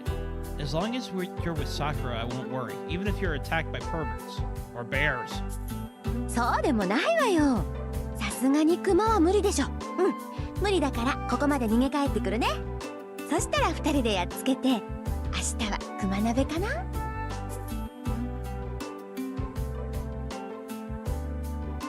Fujine smiles fearlessly.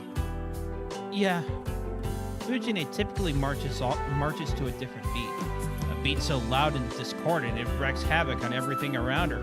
But as a teacher, she's also so courageous it's almost admirable.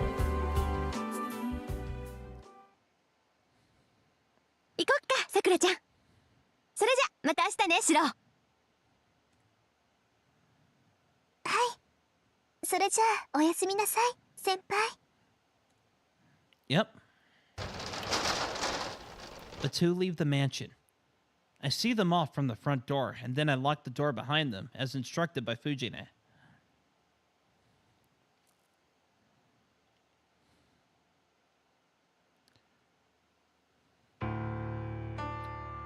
And that is how my day ends. Just before midnight, Shirou Emiya must perform the daily routine of utilizing magecraft. I cross my legs, take my position, and regulate my breathing. I try to empty my mind. I ignore everything around me and turn my focus inward. Trace on. I mutter the familiar incantation as if putting myself in a spell. No, this is a kind of hypnosis. With no magic crest and no magical knowledge, the incantation I mutter is really just a way to focus myself and change my body. Typically, humans do not have any lines which allow magical energy to pass through their body. To temporarily change my body to create a pseudo-version of the lines, I need enough concentration to unify my entire physical and nervous systems. Magecraft is a battle with yourself. For example, I insert a burning steel rod into my backbone. The steel rod itself is the one and only magic circuit I can prepare for myself. By passing this deep within my body and connecting it to my other nerves, I can finally be a mage. This is not a metaphor, and if you look closely, a series of metal rods which cannot normally be seen or touched pierce my backbone. Yikes! 僕は魔法使いなんだ。 Kiritsugu Emiya was a mage. He was a true mage who disciplined himself in a wide variety of mystics, plumbed the deeper secrets of the world and its workings, and even performed miracles. And as a young child, I admired Kiritsugu and begged him to teach me magecraft. But you can't just become a mage. You have to be born with talent and inherit a tremendous amount of knowledge. I obviously never had that inborn talent, and Kiritsugu never imparted any knowledge about magecraft to me.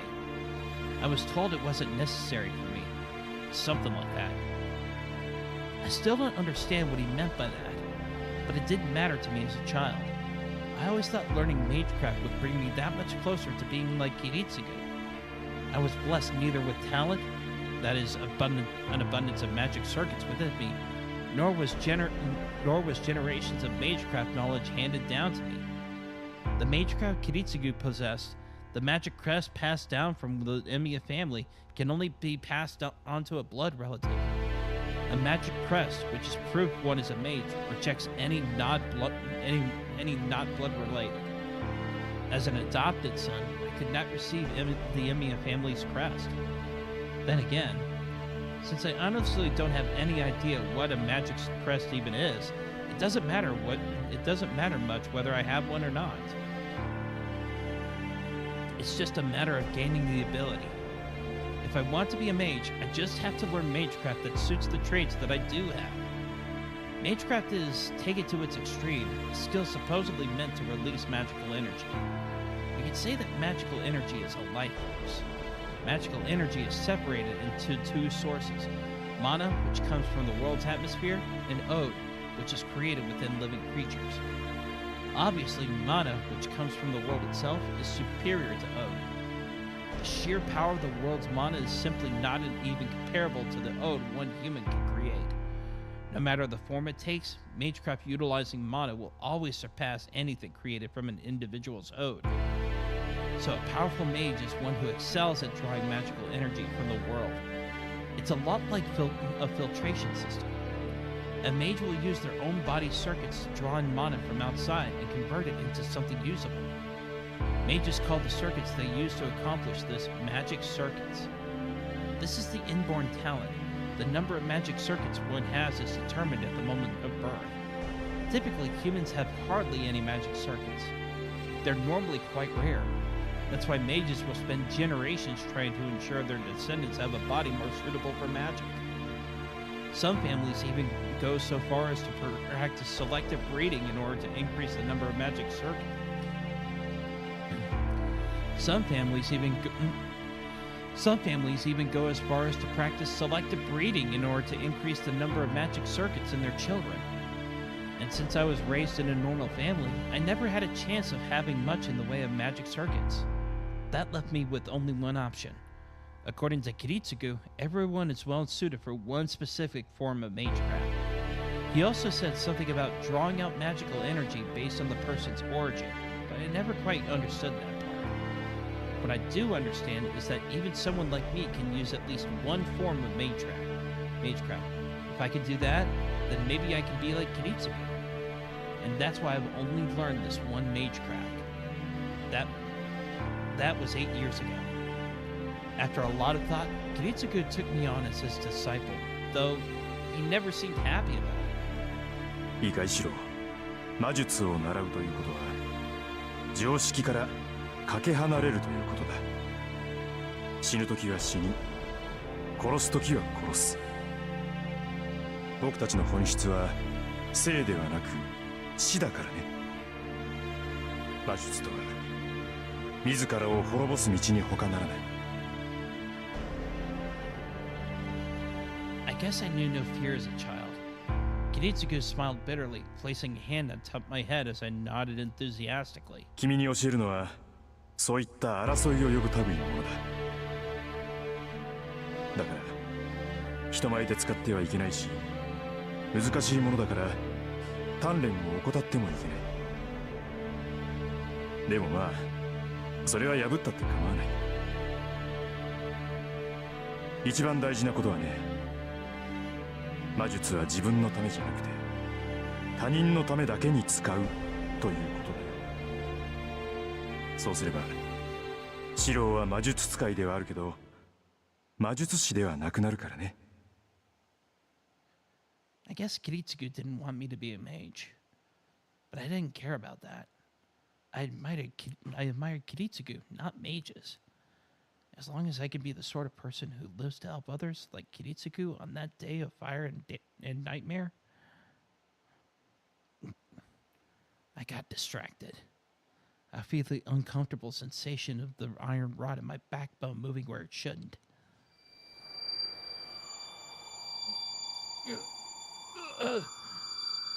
Losing control of my breathing now would be fatal. The pseudo-circuits would overwhelm my body and shred it to pieces. And that would be the end of me. Shirou Emiya would simply be a novice who died because he failed at an elementary step. I grit my teeth and try to recover my connection. After pain like walking through a storm of needles, the iron rod finally sinks deep within my body and fuses with me. I've been working on this for a little over an hour. And after all that time, I'm finally able to create one pseudo-circuit. A circuit capable of creating magical energy using my own self. Basic structure. Analyze. All that's left is to allow the energy to flow naturally. Shirou Emiya is... He's just a user of magecraft who can only create magical energy with his body and channel it into objects. And that's why I can only do one thing with this magecraft, which is composition, analyze, enhancing objects. It's just strengthening magecraft, where I apprehend an object structure and channel magical energy to temporarily reinforce its abilities. Basic structure, alter. I hold a broken iron pipe. I pass energy through it to execute the most basic magecraft to enhance its durability. Passing energy into something other than yourself is like mixing poison. My blood is a far cry from the blood of an iron pipe.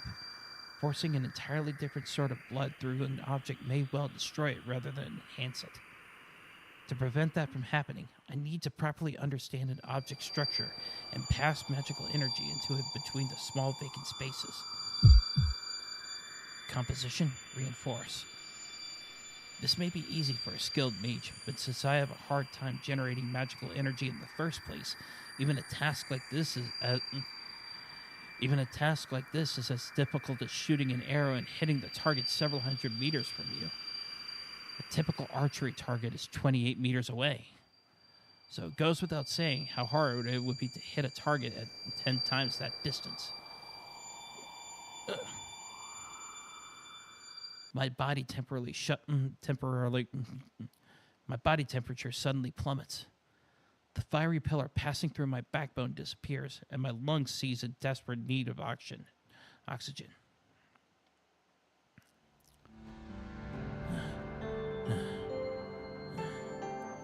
My back arches in an effort to keep me from passing out.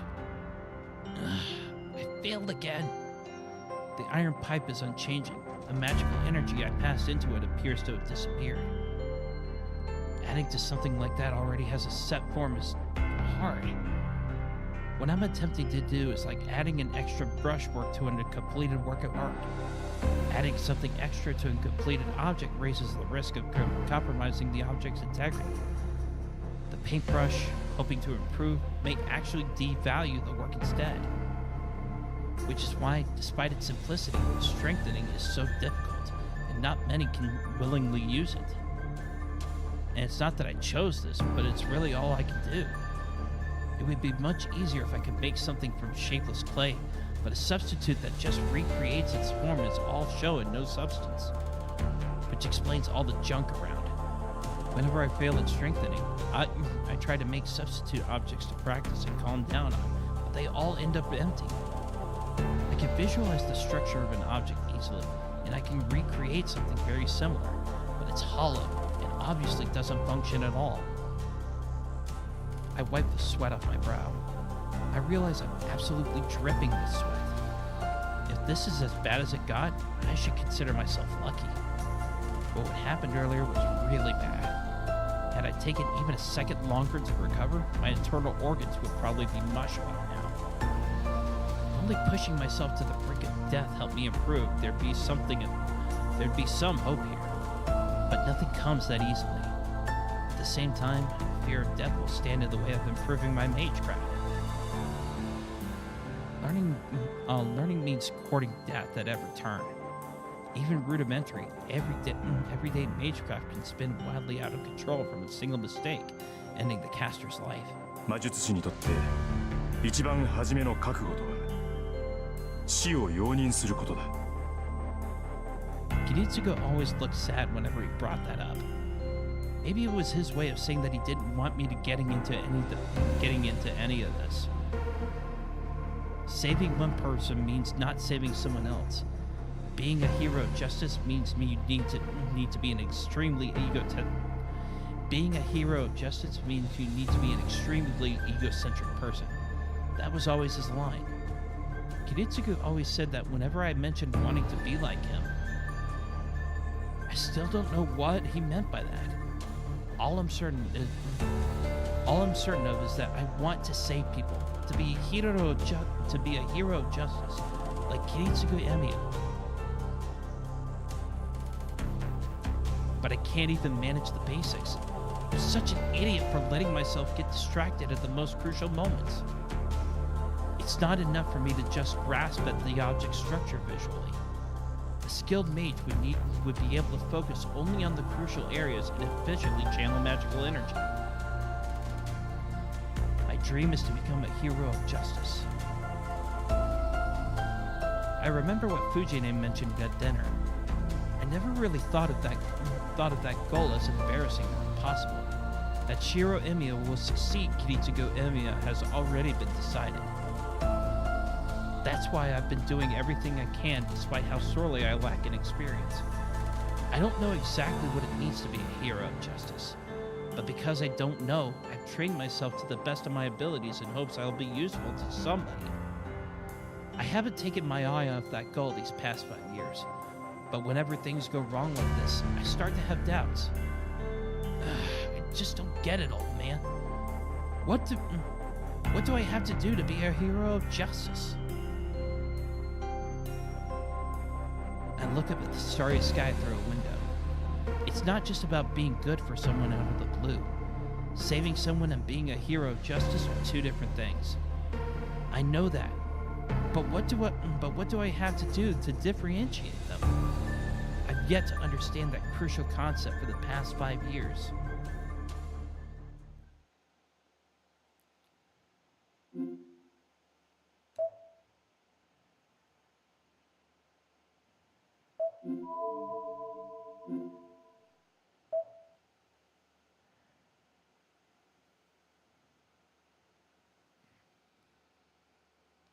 February 1st.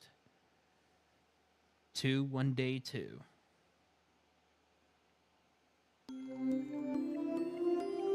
I awakened to darkness. I guess I'm not much for dreaming. Unless something big happens, I always have the same dream anyway. I always envision a sword. I have no idea why, but that's the only thing that pops into my head. There's no rhyme or reason to it. Perhaps this is what defines me as, well, me, as Shirou Emiya. I don't have any dreams of my own. The only things on my mind while I sleep are what others taught me long ago. For example, how to be a mage. Even if I'm not a full-fledged mage, it's only natural for a mage to be aware of the world they're in. Put simply, a mage is an irregular, an outcast from society.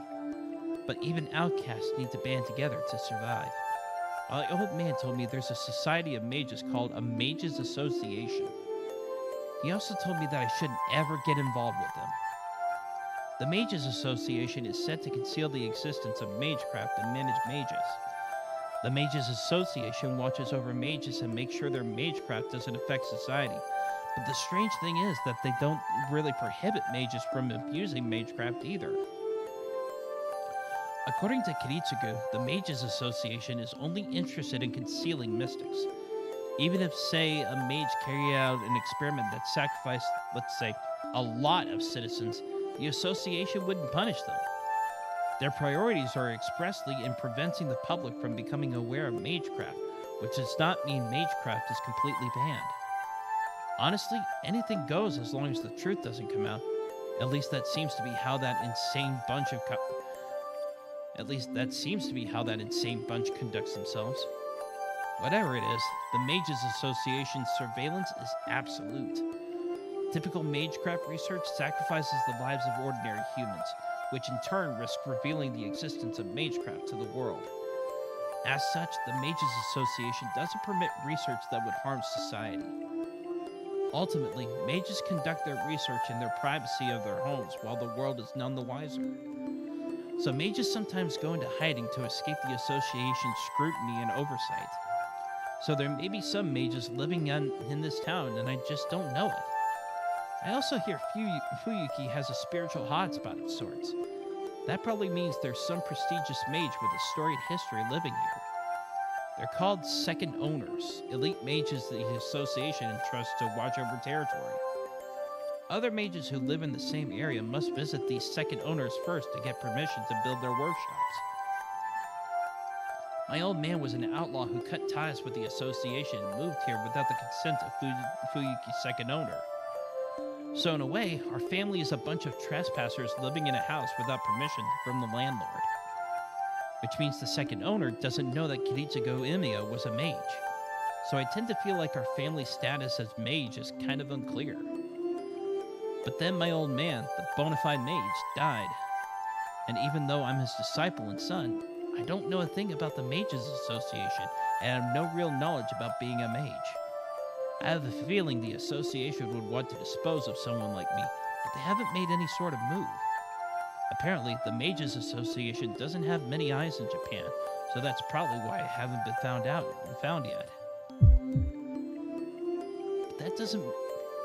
But that doesn't mean I can let my guard down.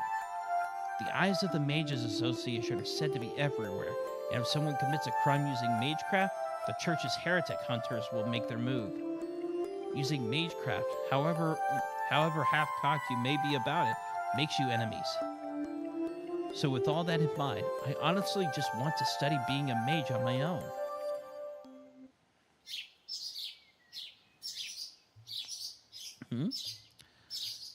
I wake up as the sunlight starts to pour in through the window. Looks like the sun's just now coming up. It's still dark out. It's cold. Waking up in the morning is getting tough. I get up, trying not to let the morning cold discourage me, and quickly fold my futon. It's 5:30. I've always been an early riser, no matter how late I go to bed. I might mess up once in a while, like yesterday, but that's rare. Okay, breakfast.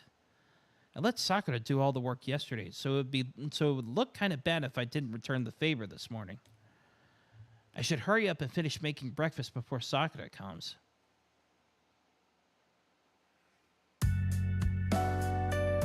I cook rice and make miso soup.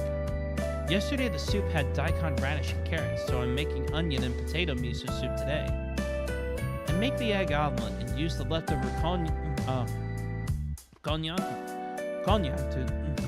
to simmer it with bonito flakes. I make incisions into the saltfish, which will be the main dish, and sprinkle it with a little salt. All I have to do is broil it, but that can wait until the last minute. Okay, that'll do it. It's almost 6. I finished earlier than expected, so I have some time on my hands. So what should I do with this extra time? Guess I'll work up a quick sweat if I have so much time. Morning exercise is my daily routine, so I might as well do some light workouts. The hushed atmosphere in an empty dojo encourages one to focus. And in the morning, just as the sun rises, its serenity makes the mood even more sacred, enthralling whoever visit the site. Anyway, there's only one thing I do here. Ever since my old man died, the dojo has turned into just a gym to train my body. Training to be a mage means I can't neglect training my body. One of the conditions of being a mage is maintaining yourself at your physical peak. When Kiritsugu was alive, he and I sparred often. Well, more that he just kicked my butt every time, so I'd never really learned how to win myself. But at least I learned the difference between a fight and a battle. In other words, I learned the difference between killing and beating an opponent, and how to conduct myself in each situation. Knowledge and experience are different.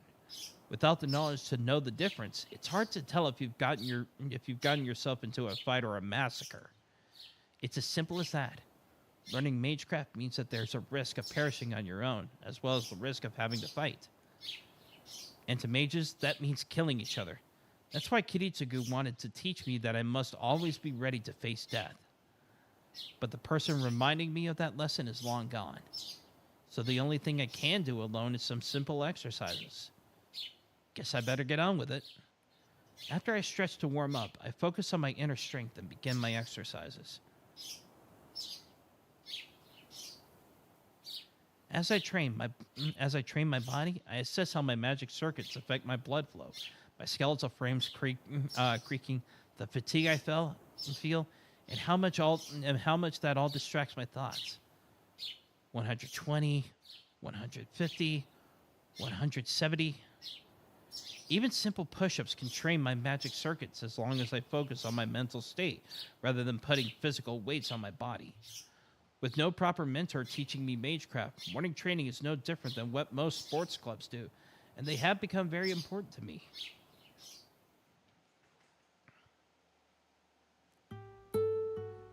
おはようございます先輩。今朝はもう済んでしまいましたか？ Yeah, it's all done. All that's left to do is set the dishes and grill the fish. あ、それならお手伝いします。食器の支度は任せてください。 Sakura is clearly eager in her reply. And coming in behind the ever-dependable Sakura...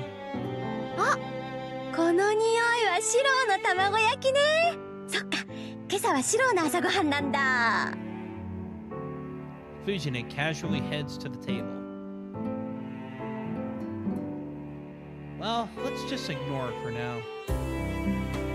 I need to grill the prepared fish. Sakura, use the middle set of plates. The food will look better on those. この表面がブツブツのですか？ Yeah, those. Grilled meat tends to not look good if you don't plate them well, and I've already grated the daikon. Sakura reaches hard to take out the plates. As she reaches out, I think I see a faint bruise on the back of her hand. Sakura, hold on a minute. はい、何ですか先輩？ What's that bruise on your hand? She averts her eyes, looking uneasy. Her reaction makes how she got the bruise clear. Is it Shinji again? I can't believe he beats his own sister. 違います先輩。これは転んでぶつけちゃったんです。ほら、私鈍いでしょ？だからよく転んで怪我ばっかりしてるんです。 How stupid do you think I am? Nobody gets bruises like that just from falling. Seems like Shinji needs some sense smacked into him. ダメです先輩。これ本当に兄さんは関係ないんです。私が一人で怪我をしただけなんですから、先輩に怒ってもらう資格なんてありま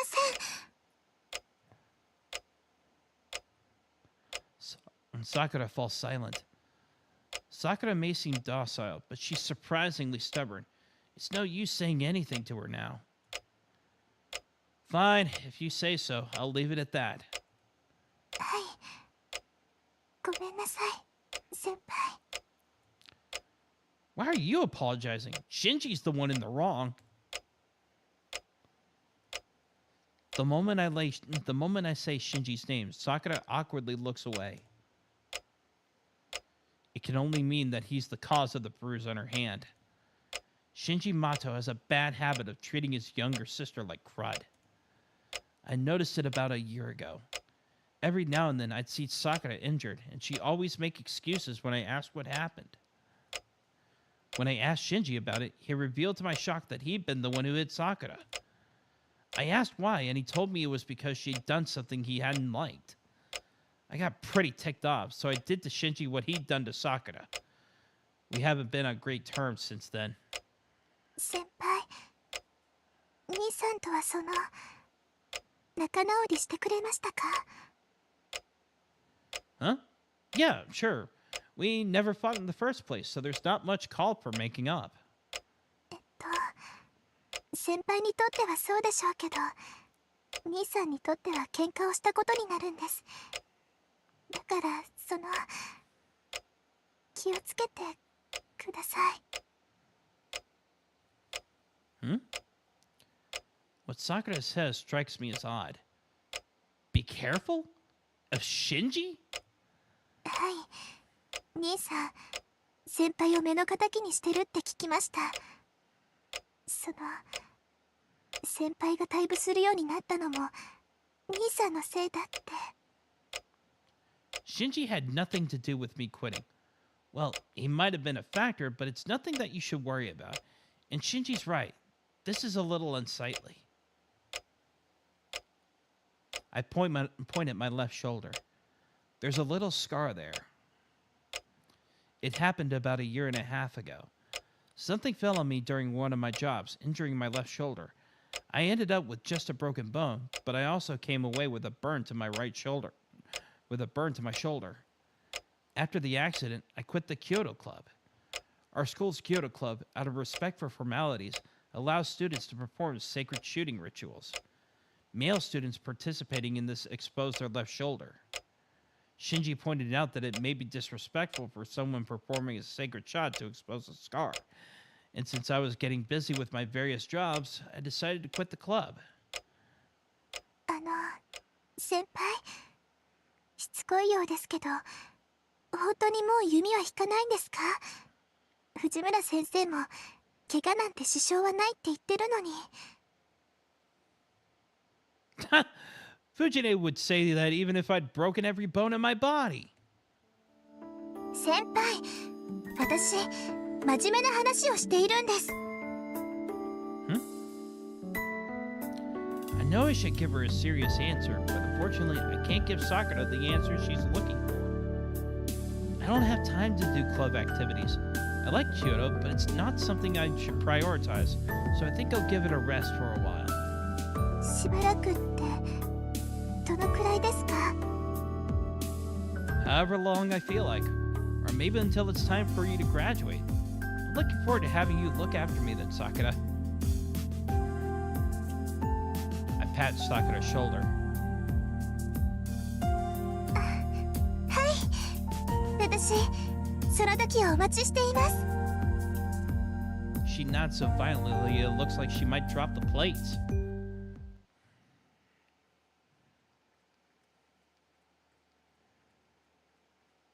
It's almost 7:30. Sakura and Fujine have long since left the house for their morning club activities. I went to school early yesterday because Issei asked me to, but I leave the house at the usual time today.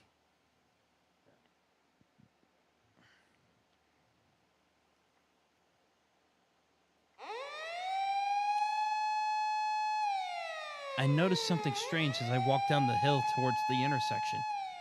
Several police cars are parked in front of a house. Something must have happened since a crowd has gathered. There are easily 20 people watching. I'm curious, but the mass of people prevents me from finding out what's happening. I don't have much time, so I should hurry to school.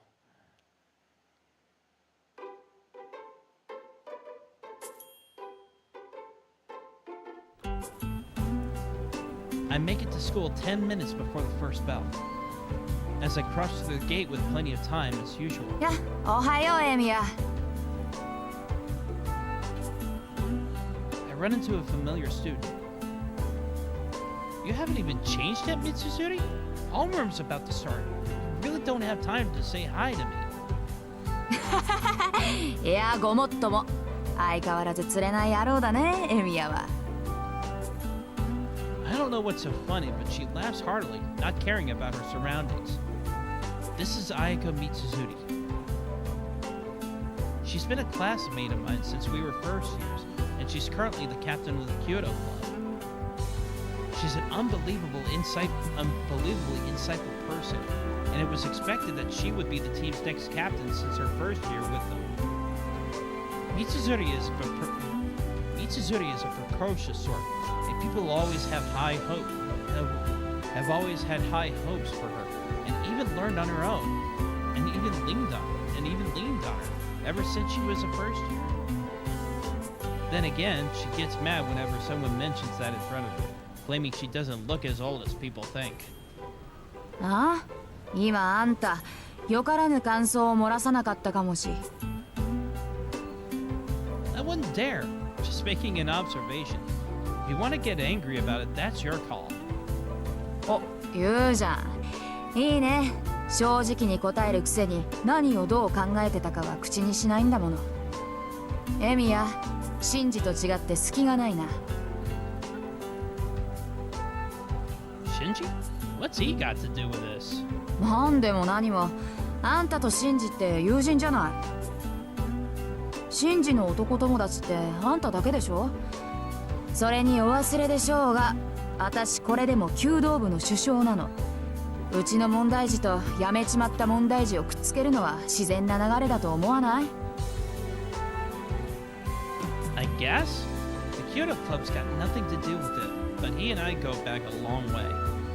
あ、カチンときた。あんたね、弓道部の話になると急に冷たくなるでしょ。いいご身分よね。シンジをほっぽっといて自分はさっさと退場しちゃうんだから。後に残された私とかさくらの気持ちとか少しは考えてくれてもいいんじゃない？ What?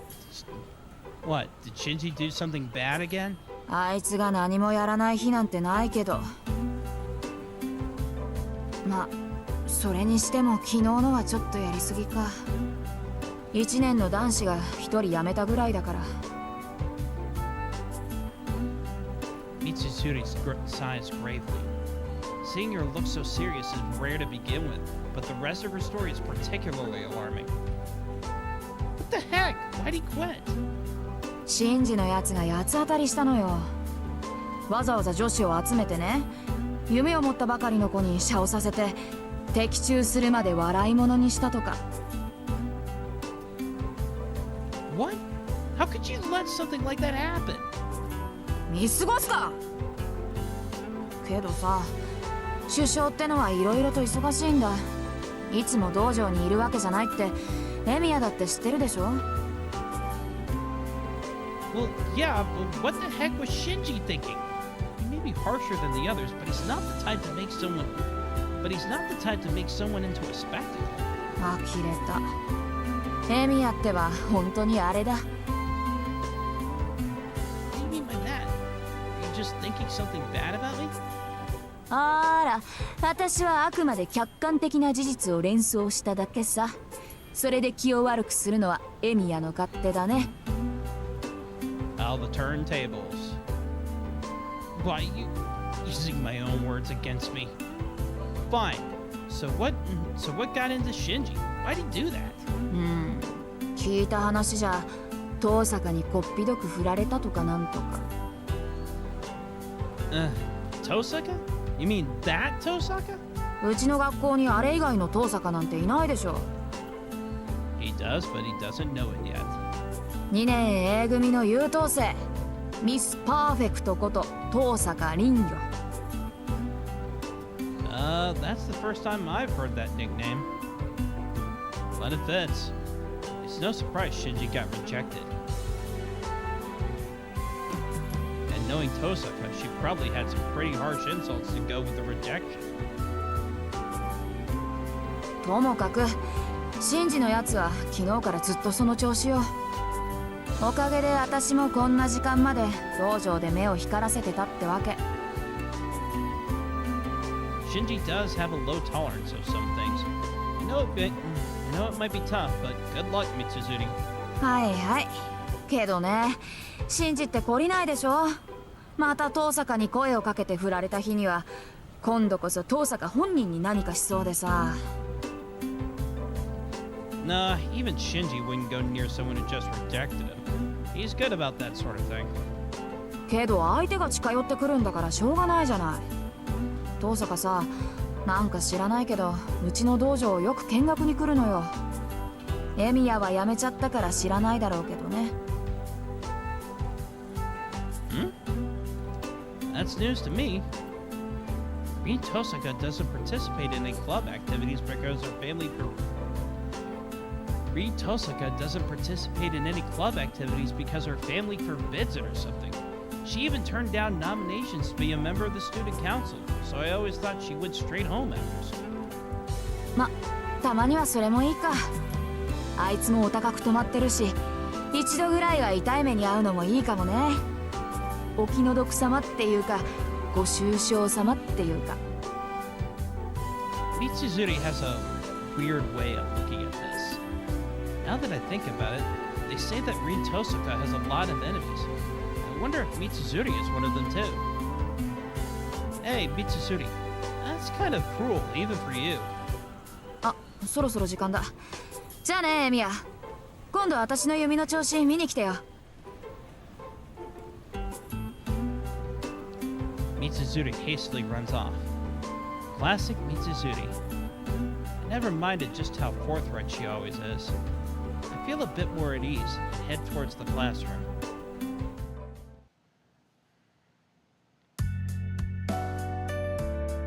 It's lunchtime. Our school has quite the cafeteria, and most of the students eat lunch there. But there are some old-fashioned students who still bring their own lunches, including myself and the student council president sitting in front of me. エミヤ、その唐揚げを一つくれないか。俺の弁当には圧倒的に肉分が不足している。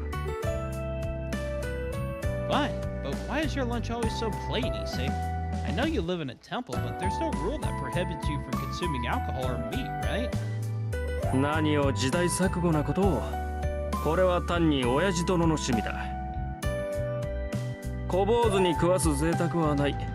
悔しいのなら己で何とかせよ、などという。いっそ今からでも天祖になるか。俺も考えどころだ。That sounds like your old man. Issei's father is the priest at Ryudo Temple, a larger-than-life figure who's also friends with Fujine's grandfather. Anyone who gets along with old man Fujimura can't possibly be normal. Well then, here you go. You owe me. I passed my bento box to him. いやいや、ありがたく。これも托発の修行なり。Issei bows deeply. I honestly question whether I should be reminded that he's the son of a priest at times like this. ああ、そういえばエミヤ、朝方2丁目の方で騒ぎがあったのを知っているか。ちょうどエミヤと別れるあたりの交差点だが。The intersection? Could it be the same intersection where I saw all the police cars this morning? なんでもな、殺人があったそうだ。詳細は知らないが、一家4人中助かったのは子供だけらしい。両親と姉は刺殺されたというが、その凶器が包丁やナイフではなく、長物だというのが普通じゃない。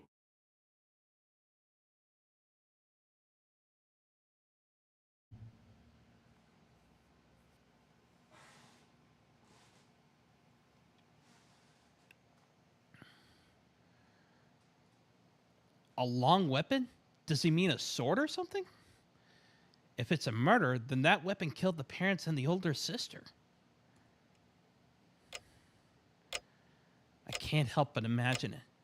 Someone sneaks in the house late at night. Unreasonable violence. A horrible nightmare the victim neither imagined nor wished for. Like a traffic accident. The parents are slaughtered. The older sister falls victim without knowing what is happening. A lone child hidden in the shadows is covered in their family's blood. Issei, did they catch the murderer? 捕まってはいないようだな。信徒の方では欠陥工事による事故。こちらでは辻切りめいた殺人事件だ。学校の門限が早まるのも当然。どうしたエミヤ？喉に飯でも詰まったか？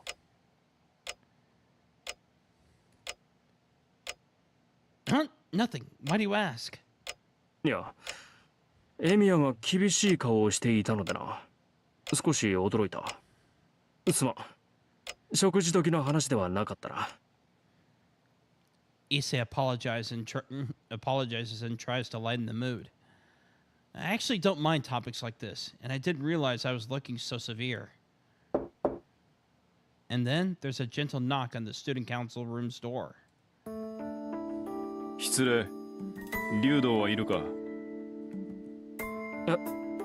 ああ、はい。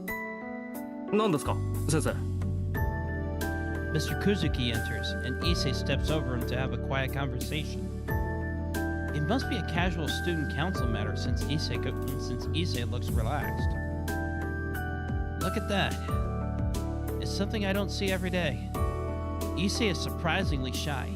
He keeps his distance from classmates and even teachers, but for some reason he's warmed up to the student council advisor, Mr. Kuzuki. Maybe they get along because they're both straight-laced. Soichiro Kuzuki is the homeroom teacher for Class 2E, and he's very serious and kind of weird.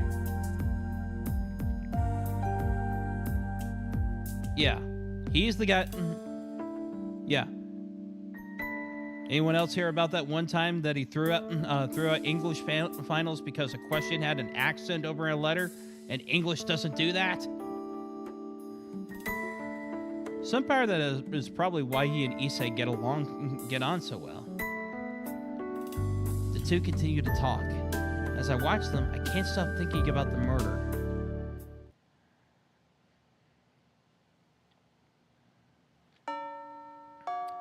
Classes end, and it's time to go home. I can't wander around because I have work today. I shouldn't do anything at school. I should head straight to the neighboring town, but...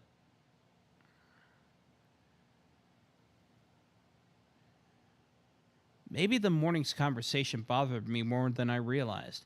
The next thing I know, I'm at the Kyoto Club. What am I thinking? Mitsuzuri said Rin Tosaka frequently visits. Well, that I hadn't thought of that, but I think it'd be a problem if Shinji got violent against Tosaka. Shinji's unstoppable when he gets mad. Shinji lashing out at Tosaka because she rejected him would be bad. Well, I don't know exactly how, but it'd just be bad. Oh, Tosaka's not even here. Tosaka's nowhere to be found around the dojo. Mitsuzuri worried for nothing. へえ、誰がいないって？ Ah! だから誰がいないって？ Issei, who I thought I'd parted ways with, is standing right next to me. Why are you here, Issei? Don't scare me like that. いや、エミヤが挙動不審げに道場を眺めていたからつい。で、誰がいないって？ Well, it's Tosaka. I heard she had a spat with Shinji yesterday, so I wanted to make sure things were okay. ほうほう、挙動不審だな。聞かれてもいないのに理由まで話すなど。俺は誰がいないかと聞いただけなのだが。What? It's none of your business what I do around here. うん、それはしかり。だが無駄だぞエミヤ。東坂はここにはいない。なぜなら、あいつは今日ずる休みだ。What? Cut class? So she's absent? I see. Wait, Issei, why do you think she cut class? That's not the sort of thing she'd ever do. するとも、あいつが風邪などひくものか。俺が見たところあいつは悪いやつだ。外見に騙されるとパクッと食われるぞエミヤ。She's a man eater. Somehow what Issei's saying irritates me. I may not know Tosaka that well, but I don't think she's a bad person. Watch what you say, Issei. You know Tosaka's not like that. ん？なんだ？エミヤも東坂狙いなのか。ああ、それはすまない。今のは流してくれ。A secret crush? Heck no! Don't make assumptions. I'm just worried Shinji's going to stir up some trouble. シンジが東坂に殴りかかろうとしたら止めるためか。またそんな役回りをするな。別に俺は気にしないが、割と趣味が悪いのだな、エミヤは。I'm unscathed so far because nothing happened. But Issei, what was that about? What was that stuff you were saying? ん？東坂狙いは趣味が悪いってことかい？ Yeah, that. Tosaka's popular. I haven't heard any bad rumors about her.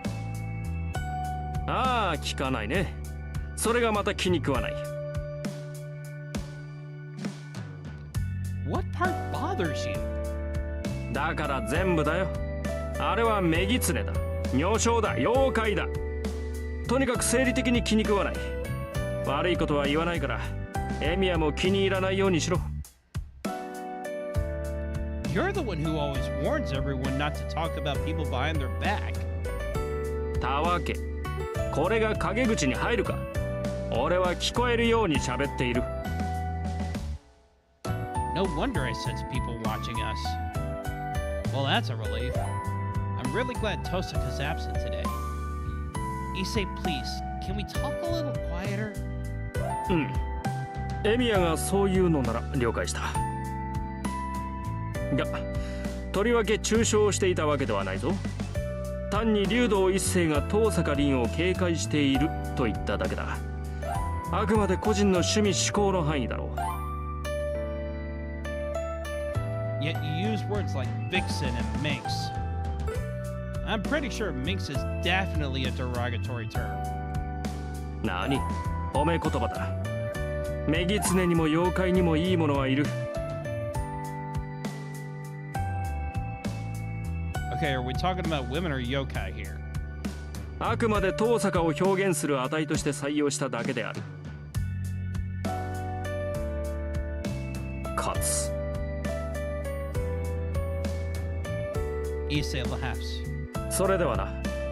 俺は生徒会室に戻るが、エミヤはバイトだろう。こんなところで道草を食っている暇はなかろう。 Issei leaves calm and composed, perhaps because he felt satisfied having said everything he wanted to say.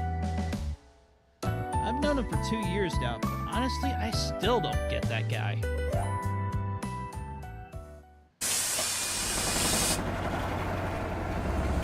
I ride the bus from school for 20 minutes.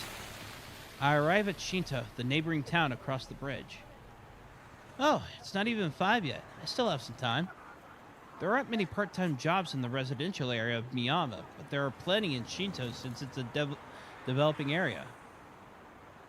Our school allowed students to hold part-time jobs, so I take on simple jobs. I prefer my jobs to be physical, and the tougher and shorter they are, the better.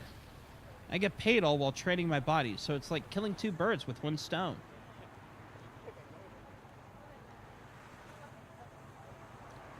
Today I'll work from 5 to 8 o'clock for a simple loading job. It may just be 3 hours of work, but it feels more like 6 since they make you work without a minute's rest. Which means I need to rest when I have the opportunity, even if it's just for 10 minutes. Walking around aimlessly would be a waste of energy, so I decide to rest at a park until it's time.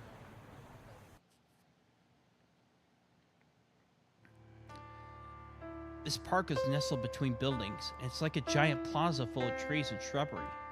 A park should typically be filled with families and couples during weekends and holidays, but this one is deserted at this hour. In fairness, this place was always desolate, no matter the time of day. This place is the same as always. I sigh in exasperation. The area is unkept, and it's really pretty ugly compared to the other places that are properly landscaped and maintained. As at the desolate location it set the mood, the wind itself blows cold and harsh. This place is the remnant of the great catastrophe that happened 10 years ago, and it's the very place where I was saved from the brink of death. Why don't they seed some grass here or something? It's a shame to keep it like this. Looks like there's grass here to me. The area is quite large, so if they leveled it, there'd be plenty of space to work on the park. I sit down on a bench as I think. With nothing else to do, I stare out over the burdened area to pass the time. I don't remember anything that happened here. The only thing I remember is that it was hot and I couldn't breathe, and that some people died trying to save others. I wonder why that happened. One adult here died because they were trying to save a child from a burning house. Another person was offered all of the available water to extinguish their raw, parched throat, while others in the same situation died. Someone here tried to flee the fire as fast as they could. The people left behind died. And someone died here because they gave whatever it was that kept them alive to someone they didn't even know. I don't like thinking about that. Just thinking about people trying to help and becoming victims for their trouble makes me angry. Is it too much to ask for everyone to be saved and for them to get their happy ending afterward? All I want is to see people peacefully prevail. Why can't that happen? それは難しい。シロの言っていることは誰も彼も救うということだからね。That was Kiritsugu's response to the question when a very young me asked it. As a child, I obviously refused to accept that idea. But you saved me, Kiritsugu. I knew you were a magician and you could do anything. I knew you were a champion of justice who wouldn't let anyone suffer. And you did it without asking for any reward. That's why I've always believed you. That's why I've always believed you managed to save everyone back then. In response to me shouting this at him, Kiritsugu looked more troubled than I'd ever seen him and said something I remember to this day. シロ、誰かを救うということは誰かを助けないということなんだ。いいかい？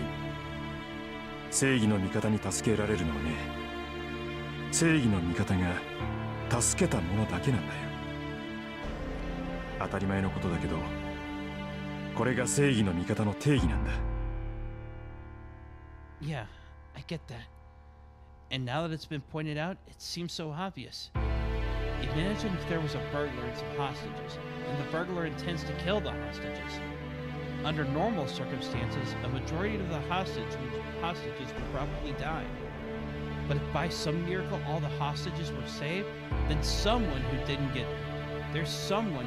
get saved. The burglar, of course, since saving the hostages was done at the cost of his life.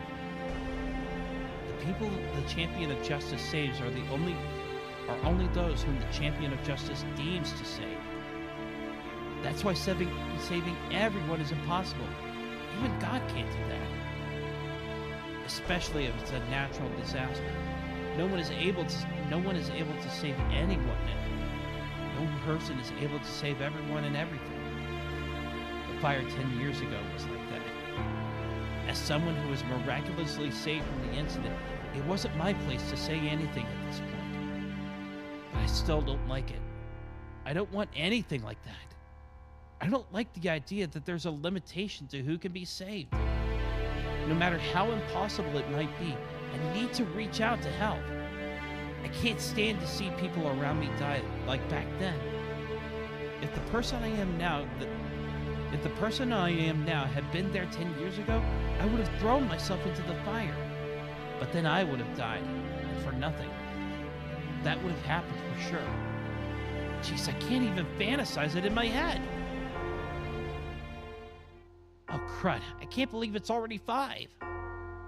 A bell in the distance rings, chiming 5 o'clock. I get up from the bench and hurry to my part-time job.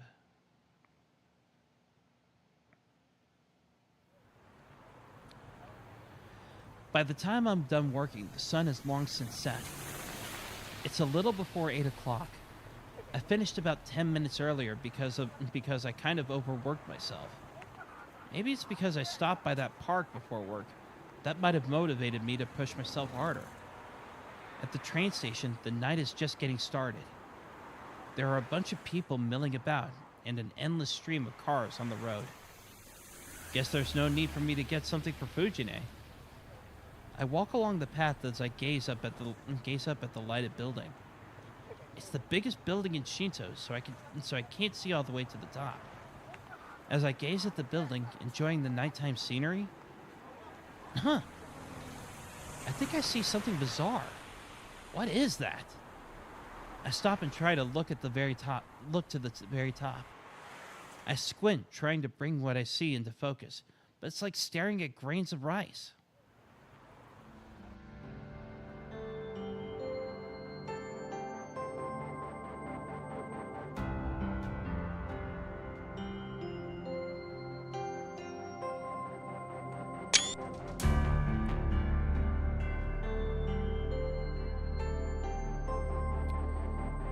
Looks like someone I know, but I can't think why this girl I know would have a reason to be there.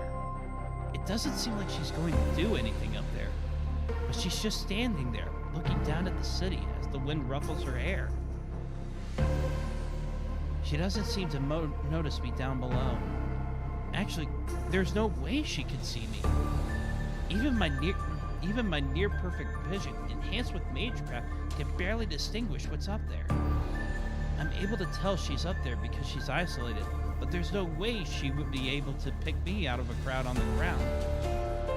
She's just looking down at the town. It seems like she's looking for something. I can almost feel her sharp gaze, even at this distance. I forget how long it's been, but I continue to look up at the girl standing in the void. She stands there at the top of a high tower. She's like a magician, looking down at the surface world in the bright moon, with the bright moon shining bright behind her. Oh, and then she disappears. Apparently done with whatever brought her up there. The rooftop stands empty, and the scenery returns back to nothing more than the beautiful night sky. Was that Tosaka up there? I can't be sure, but I'm probably right about who it was, at least. There aren't many girls I know who stand out like her. And besides, I'm not so out of it that I'd fail to notice a girl I secretly admire. Huh? It's just... Tosaka sure has a weird way of spending her time.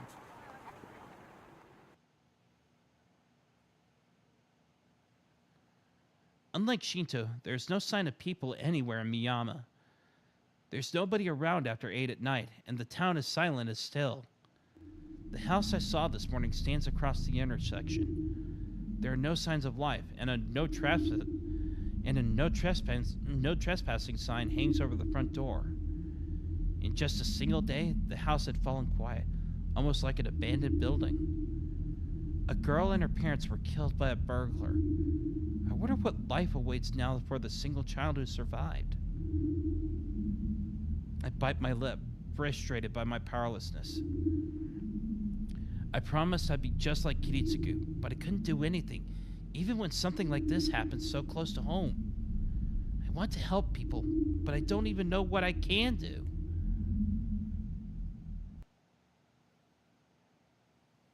I reach the top of the hill where my house sits. The lights are on, so Fujine or Sakura are still inside.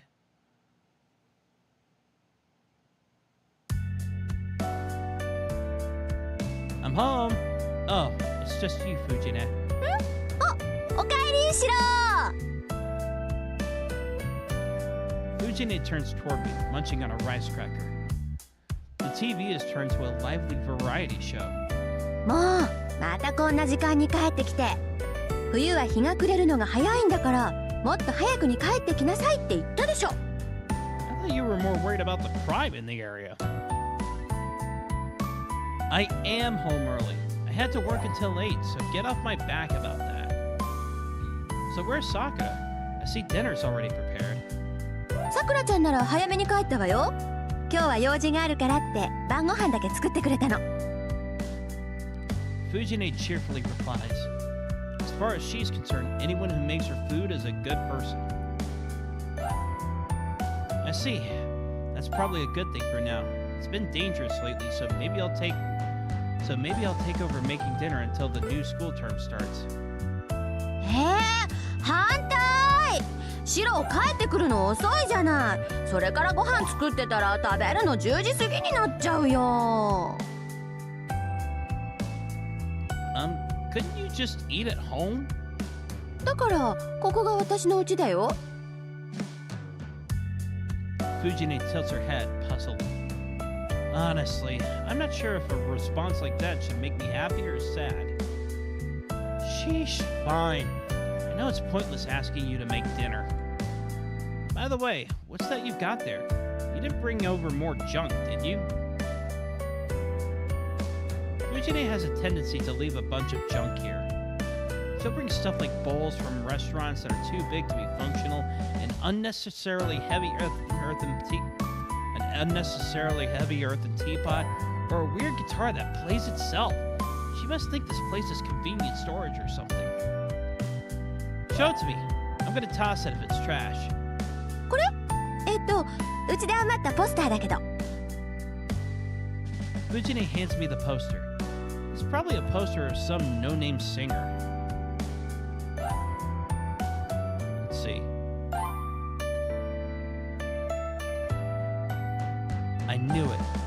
It's a poster of a young man wearing a military uniform, smiling with his thumbs up, all in front of a cheap-looking blue sky background. So, not Elizabeth Bathory. The caption on the poster in bloody font: "Loves lovely Rangerland." You know, that kind of sounds like something Elizabeth would sing.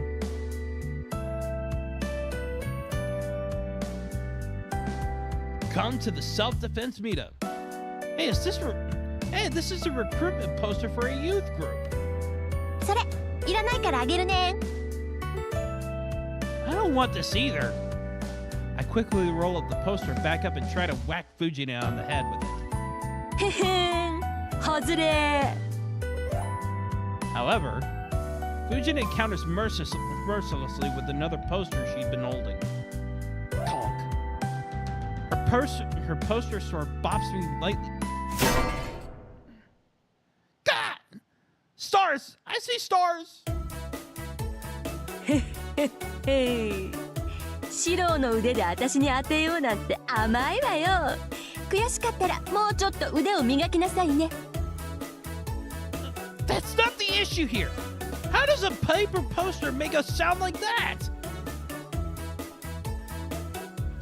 Did she manage some sort of technique only a true poster master can execute? あ、ごめんごめん。こっちのポスター初回特典版なんで豪華鉄板仕様だった。シロ、頭大丈夫？ Fujine, you're gonna end up killing someone. You're gonna end up killing someone one of these days. And then you're probably gonna have your grandfather clean up the mess and act like it's just another Tuesday. へへ、その時はシローがお嫁にもらってくれるから安心かな。 That sounds problematic for someone who likes to call this guy who tries to act like the big sister. Yeah, not a chance. I'm not marrying a natural-born killer. うん、私そんな物騒なのじゃないと思う。 You would be that unaware of your actions. Pray that I survive. I'll have to be very careful from now on if I'm going to have any hope of avoiding being murdered. ふんだ、行ってなさい。そんなことよりシロ、私お腹減った。今まで待ってたんだから早くご飯の用意しよう。 Fujine gets up. What's up with Fujine? She must be really hungry if she's offering to help, even if it's just help setting the table. Fine, then you can take out the plates and bowls. You can at least scoop the rice into the bowls, right? 告げるよ。ねえシロ、私丼でいいかな。 That shouldn't be a problem.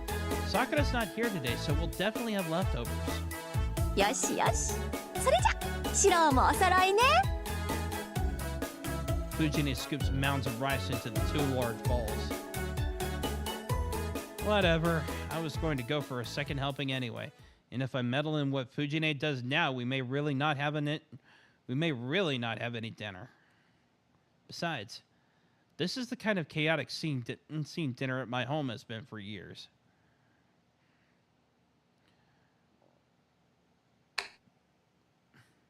Another day ends.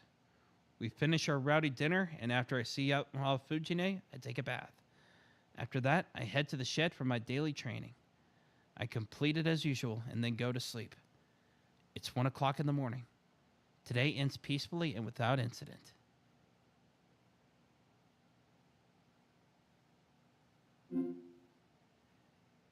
We are going to save the game and call it a night here. So tomorrow they're going to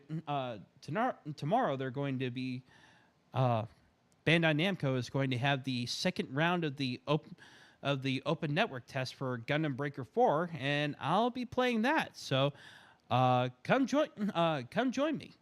Have a good night, everyone.